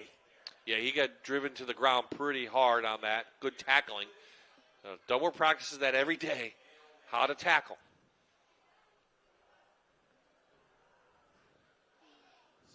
So here are the standings for District 2. Why is this game important? Because we know Dunmore has 2 tough games coming up. Yes. Susquehanna is losing tonight, we said, right? The Trail. Yes. So, even though Susquehanna and Dunmore, Susquehanna beat Dunmore, those points now becoming ever so important as we head towards the end of the year. Especially with a 5A school like West Scranton right now. I mean, that's huge. That's going to jump them up. Even though, like you, Bob, you alluded to, the head-to-head play, that gets thrown out the window. Absolutely. And if Dunmore can come up with a win over the next 2 weeks, you're beating two teams. One's 4A, one's 3A. So that's why it's important tonight. And the Bucks are playing well enough on offense, defense, and their special teams to be able to do that, but they've got to get by West Side right now.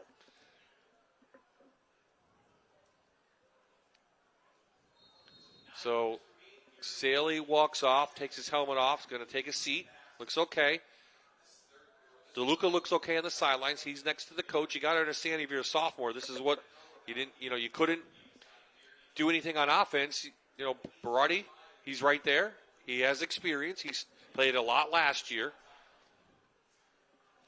Well, you're trying to get your younger quarterback the times, but the experience sometimes doesn't show, and this is what you want. Berardi. This is what you can do. Big hole, and the senior shoots through for a 9 and GMC first down up to the 43-yard line, gain of 18. Well, when you're 6'2", 215 pounds, you're not worried about your quarterback getting hit. No. He's used to getting the hits, and he's used to delivering them. Good job with the ball security in there. 2 hands on the ball, dips his shoulder down, gets them set up almost at midfield. Great job. And that was a big hole. Let's see if they can do that again. So the offense kind of got a spark now from Berardi after throwing that touchdown pass. He's going to roll. Gets a good block and overthrows a receiver, but Dunmore was right there trying to hit Mosley over there. Good job by Costanzo to come over. Jacob Costanza, sophomore, 6'2", 180 pounds. Nice job playing his defensive back position. Berardi rolls, just overthrew, but again, really nice tight coverage there by the corner. Let's see if they try to air it out a little bit, try to hit Sastry, the speedster now. Well, now they're going to go to 4 wideouts. Interesting, because Sastry's playing the inside slot position right now. Okay. In motion. They're going to just run Berardi, and Berardi has another big hole. He overpowers a buck, and he's up for an INA GMC first down inside Dunmore territory. He laid the wood on that. He certainly did. I mean, he just ran over number 5 in there. He gets in there. Look at this. Boom. He just, who is that? Harding. Again, wow. He had the big hit before. Now, Dunmore replaced their entire defensive line now. I don't know if you noticed that. So they're trying to keep them fresh. Under 8 to play here. Berardi now looking over to the sidelines. plenty of time on the clock, play clock. Yeah, it's trying to hit Sawstreet. Harding there with the hit. That was going to be in traffic. It was not a well-placed ball by any means. You see Berardi, quick pass. And again, watch how Sawstreet just gets right up. I thought he was hurt, but watch him spring up here. Whoop! He's good to go. Wow. Good to be young, huh? Yes, it is. I'd still be there, folks, laying there saying, ow.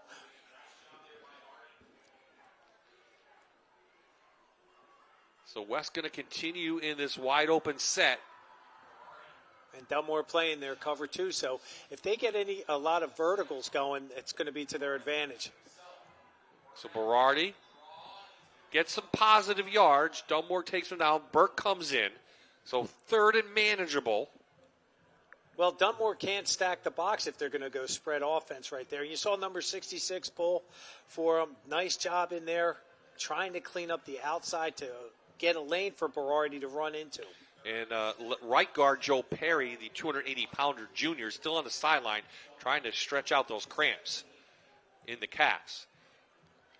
And you would think, because it's a cooler night, that the cramps don't occur, but they do, because the kids have been playing both ways. Dunmore, some movement. I don't know. Let's see. Dunmore moved first. West reacted. How do you... Unfortunately, I think it's going to go... Oh, they're pointing to Dunmore. Okay. I was going to say, unfortunately, it usually goes against the offense 90% of the time. Berardi doesn't look too happy with it. I think they're going to go this one back. Offside. No. 77 Dunmore.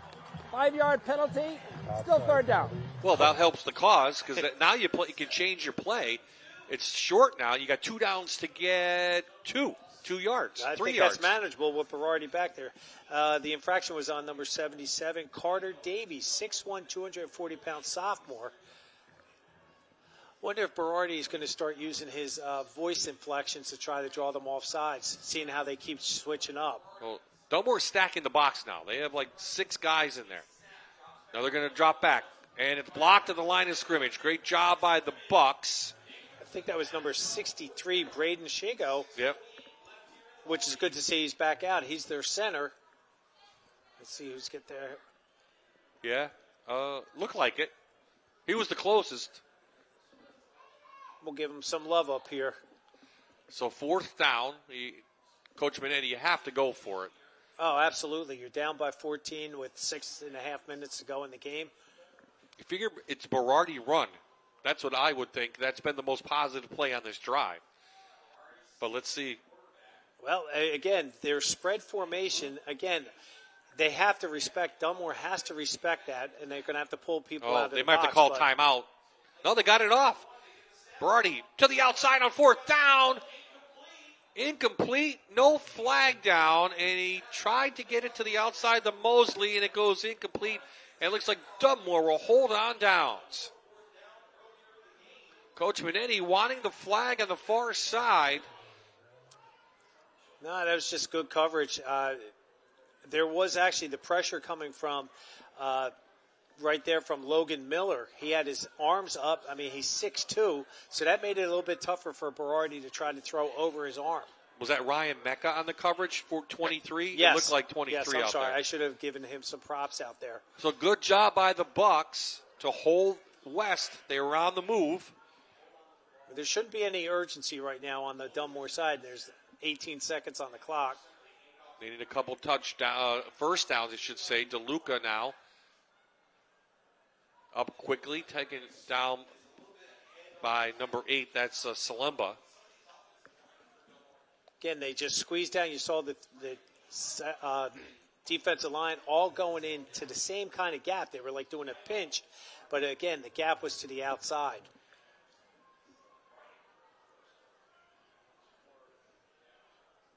This is exactly what Dunmore wants. Under 6 now, clock rolling.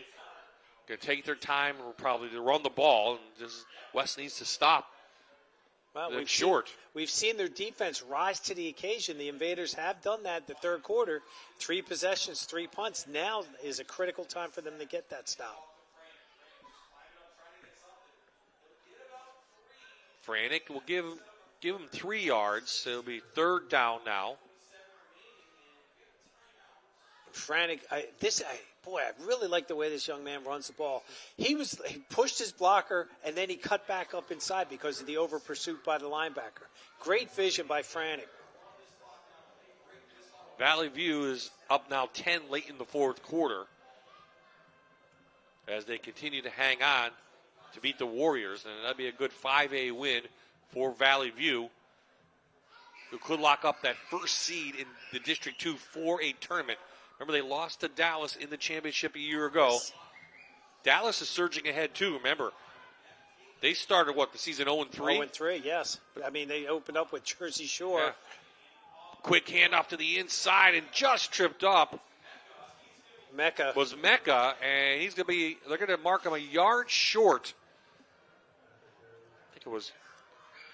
It's a fullback trap up inside. That was number 7. He got a generous stop, I thought that was the flag, but it's the yellow dot right in the center on the 50. I think it's for that soccer that they play. Yeah, he got a generous mark because you saw his knee go down about a yard short, and they marked him really where he fell forward. So 4th and 1 now, call it. The offense going to stay out. Let's see. They just run this down.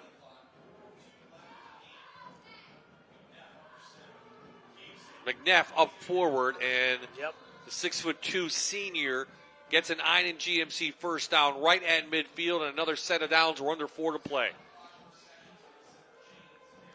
Again, McNeff just has a great grasp of this offense. Nice job in there with the quarterback sneak. There was, he's 6'2", just falling with a half yard. He's got it. Nice surge by the offensive line. There's Coach McHale. I mean, it was a good response from Dunmore after West scored. Yes. They got it from Costanzo. He got a great special teams play, returned the ball all the way down inside Invader territory. They took advantage, and that's the response you want to get from a young team, right? Oh, you have to. And it instills confidence into what the coaches have been preaching to them all year long. We've got to keep going. Keep your foot on the gas. Dunmore trying to win their 4th game in a row after starting the season 0-3. Tripped up to the line of scrimmage.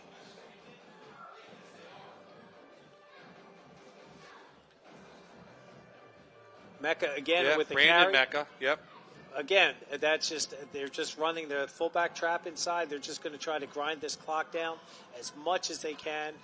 And timeout taken by West now. 3:15 left in this game. And Coach McHale, does a beautiful job. His entire staff, they do a wonderful job up there at Dunmore. Coach Hens has started this history there, the tradition that the Dunmore Bucks have. I mean, it just keeps perpetuating year after year. 3A. So Western Wayne has the top seed right now. Scranton Prep hanging in there. We'll see how that ends in the season. That's going to come down to opponents. And that's what, Wyoming area winning tonight. Lehman there beating Lake Lehman. Mid-Valley losing to Prep. Carbondale losing to Trail. Berwick going to pick up win number 3. And Tunkhannock going to pick up win number 3 as well. So 18 playoff in 3A. And the top seed up for grabs. You would think, again, Prep might have the advantage because they play in Division 1 versus, where Western Wayne, they may beat a Dunmore, but Dunmore's only a 2A team. Tunkhannock won 31-0. Southern Columbia 19-16 over Montoursville. Prep 28-0 over Mid-Valley. Wyoming area 35-14.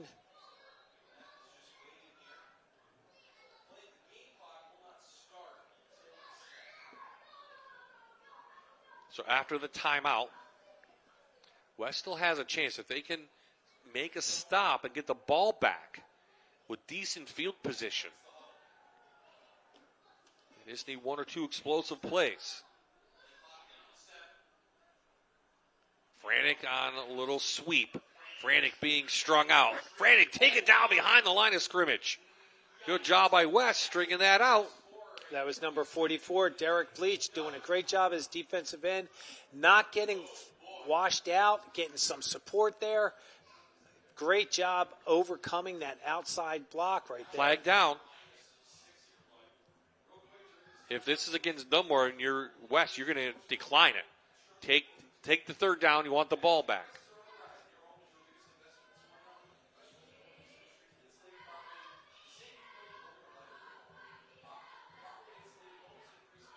Mr. Loomis waiting. So West does not need to call a timeout because the flag, the clock will stop. 85, 10-yard penalty, second down. Okay, so Logan Miller, the sophomore, picks up the penalty. And third down and long now facing the Bucks. Clock stop, 3:06 left. What's it? There was two? No, second down. Now I'm looking at the board. The scoreboard says 2nd and 9. So now if they take it, it would be 2nd and 19. Yeah, but they're not. But they're not. So they did. There'd be 3rd and 14. You were the prognosticator or prognosticators. You knew he was going to decline that penalty. So somebody called a timeout. So both teams going over now to their respective sidelines. And we'll take a look at 4A now. Again, Valley View, I think, can lock up that top seed with a win tonight. Crestwood losing to Dallas. So yep, and Wallenpaupack. Again, Dallas surging. Yes. Wallenpaupack lost to Abington last night. Pretty big. Honesdale winning. Big. North Pocono beating Scranton. They're going to get some points. Big. So, again, that's a 14 playoff this year. In the years past, it's been a 16 or 18, excuse me. This is a 14. So you need to get in that. So they're still trying to figure out who's going to be 3 and 4. There is, and that's why. And you had mentioned the Dunmore schedule with Honesdale coming up in Western Wayne. Honesdale's trying to fight to stay alive to get into that 4th position there in the 4As. I mean, it's crazy how this season is shaking down right now. Yeah, Dallas surging, Valley View being consistent and on a roll since losing to Prep. And then who's going to be that 3rd and 4th seed? Crestwood lost, and we said that. North Pocono with a big 6A win tonight over Scranton. So it's going to come down to the last 2 weeks, folks, to see who gets in the playoffs. Would start in the beginning of November. So 3rd and long now. I don't suspect Dunmore will throw the ball. They go back to the ground. And West holds them. That is frantic, and he's still. Oh no, that's Burke. Man. And I'm sure they're trying to grab the ball, but Burke carried part of the Invader team into Invader territory. 6 of them there. And that's what Coach McHale said about him. He's old school. He just loves to get his face in everything and get dirty and get gritty in there. And that's what he's doing. You see, 21's trying to punch the ball out in there. It's Ostry, Hey, that's what you're taught to do. And Burke is listed at 6 foot, 170 pounds. I think he's a little bit bigger than that. Seeing him in person tonight, he was very, very I'm almost solid. 6 foot, and I thought he was almost 6'1", 6'2", maybe more like a $190. And he's only a sophomore, folks. We're going to be hearing his name a lot the next few years. Going back to the 4A, and we talked about how Dallas started out 0-3, and we did the Jersey Shore Dallas game week 1. God, that seems like eternity ago. And we saw an inexperienced offensive line for Dallas, and I really thought, oh boy, they're going to be in a world of hurt. And Coach Manello is always one to say, you got to trust the process. And the kids did. Now they're doing very well. They have a ton of skilled kids at Dallas. So if it does come down to Dallas and Valley View, it's going to be a great showdown. Hey, again, Penn State quarterback Drew Aller will make an appearance in Muncie on Monday night, folks. If you're a Penn State fan, you can meet Drew Aller. That is at the Blaze Alexander Nissan Monday night, 5:30 to 7. Fans will be provided photographs of Aller to sign, and the event is open to the public. Again, Blaze Alexander Nissan in Muncie will have that, and that's Drew Aller, the Penn State starting quarterback, and the Nittany Lions taking on USC tomorrow at 3:30 Eastern Time in their biggest game of the year. Well, the Nittany Lions are off to a great start. Are they number 4, I think, over? Oh, yeah. I mean, that's great for Coach Franklin and the Nittany Lion faithful. And Dom DeLuca from District 2, Wyoming area, starting at linebacker. So on 4th down, they go for it. West is going to hold. That's Derek And they're going to Bleach. call timeout. Bleach comes in, stops frantic, and West will have the ball inside their own territory at the 44-yard line. 2:49 left in the game. Wow. Great job in there by Bleach. He's done a tremendous job on the defensive end position for the Invaders all night long, disrupting the Bucks on here. Okay, so Berardi is going to be the quarterback. He has the only touchdown pass tonight. And again, we talked about this West passing game. It can be there, but the pressure has been put on by Dunmore tonight. And the quarterbacks have been under pressure, but it looks like they're going to play just a three-man rush. And they're cover two. They're deep. Their safeties are back 15 yards. They're not going to get beat deep. They'll keep everything in front of them. Yep, little screen pass, and it's set up, and great job. Great job by Our 46. spotlight player, Xavier Burke. We talked about him coming in on the defensive side, Coach, and he shows right there why he's going to be an all-star in this league. He's just got a great instinct for the ball. Look at the tackling he does. Wrap the receiver up, drops him down right at the line of scrimmage. Slight loss. Flag was picked up. It was loss of 1 on the play. And they should start the clock. They do. 2:42 now counting. Play comes in from Jake Minetti. And A.J. McKenna running the offense here in West Scranton. Plenty of time if they can get something downfield. But again, that too deep look. Berardi back. Just a four-man rush. Has time to the outside. And it's almost picked off. Wow. Great job out there by Costanzo, the sophomore, who's had an outstanding game. He reacted, and he showed his quickness to the outside. Costanzo, nice job from his secondary position. Look at the position that he has on here. Inside, he had the receiver in his sights, and he just broke on the ball. Nice job. So you can see the future for Dunmore. A lot of sophomores, and they're playing well, and Xavier Burke will lead that. He had 14 total tackles this year against Carbondale. Double-digit total tackles, as I said, in 3 games this year from a sophomore. Berardi back. Has time. Feels the pressure. Feels it. Wants to throw it, and he throws it out of bounds. No one near. Let's see if this is going to be intentional grounding. The referees look at each other, not sure who. Mosley was downfield, and he just threw it away, and he got break there. So it's going to bring up 4th down and 11 now for West Scranton. And again, there's nice pressure put on by the Bucks. He's trying to make something happen, and he wanted Mosley to come back, and Mosley didn't come back. And that's just a lack of communication and just the experience. And Mosley's, being only a sophomore there. I'm thinking Dunmore may send a little bit more pressure. 3-man front. Burke looks like he'll come from his middle linebacker spot.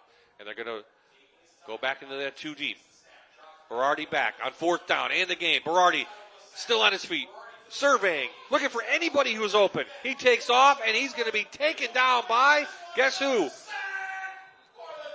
Xavier Burke takes him down, and it goes officially as the sack, and that will do it. Dunmore will hold on and win their 4th straight game. And why not? Our spotlight player gets the biggest tackle of this contest. Look at they're just giving their bodies up, and they're just going every which way. And the ball came out. Yeah. I didn't see that I before. didn't see that, but look at that. And he continued to drive them to the ground.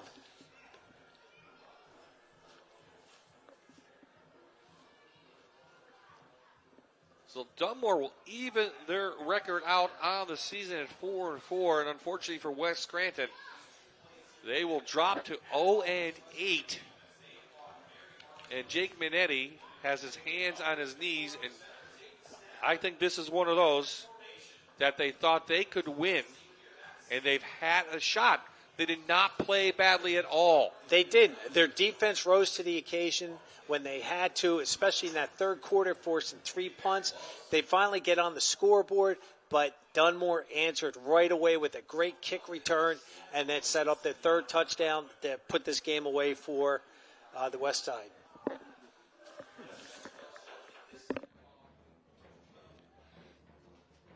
So 90 seconds left in this contest. Jan is going to go down and get our players of the game, and it will be Jacob Costanzo, the 6'2 sophomore, has 2 touchdowns in this game. He did an excellent job on special teams, had that big return, and he's almost picked the pass off on that last play. Our other player of the game will be quarterback Jack McNeff, who's had a career night here, throwing over for about 130 yards, as Dunmore will even their record up at 4-4 on the season, and they will meet Honesdale at home next week. For West Scranton, they will travel to Lakeland to take on the Chiefs in a winnable game for the Invaders. So it's the victory formation for the Dunmore Bucks. And what a game here in the Electric City. West cut it to 7 at the beginning of the fourth, but Dunmore responded with another touchdown, and that will be the difference here at Veterans Memorial Stadium, as the final score will read Dunmore 21 and the West Scranton Invaders 7. I want to thank all the referees tonight on its Referee Appreciation Week. Thank John Loomis and his crew for doing a nice job, and all the referees in our area. Some big gains from around the area are all coming to a conclusion.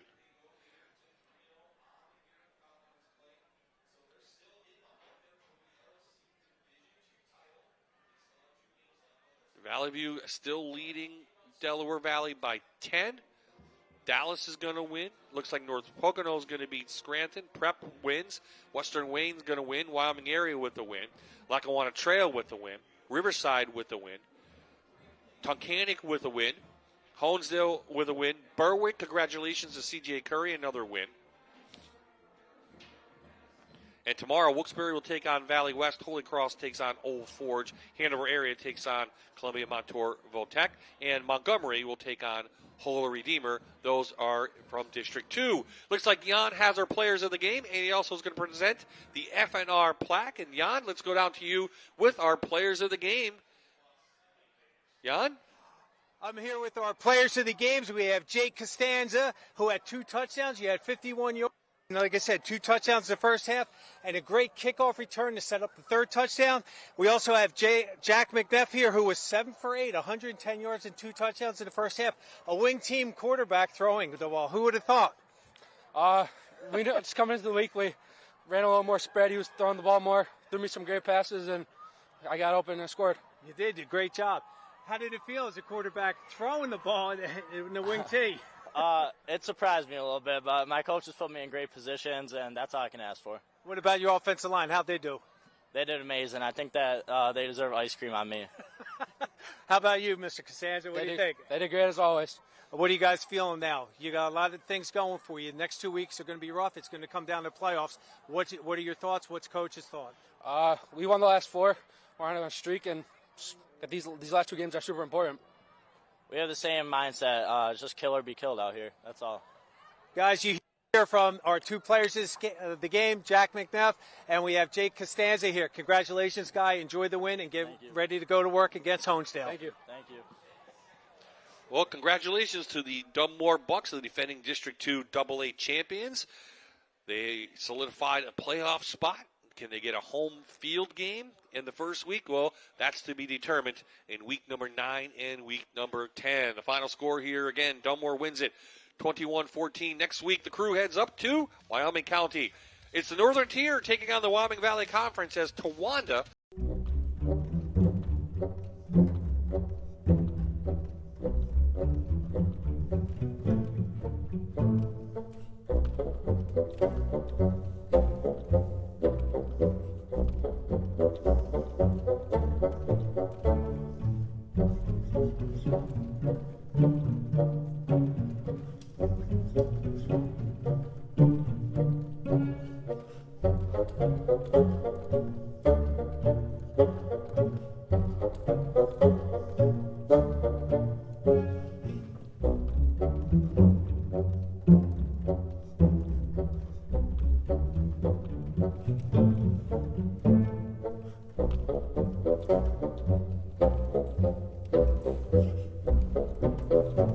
You're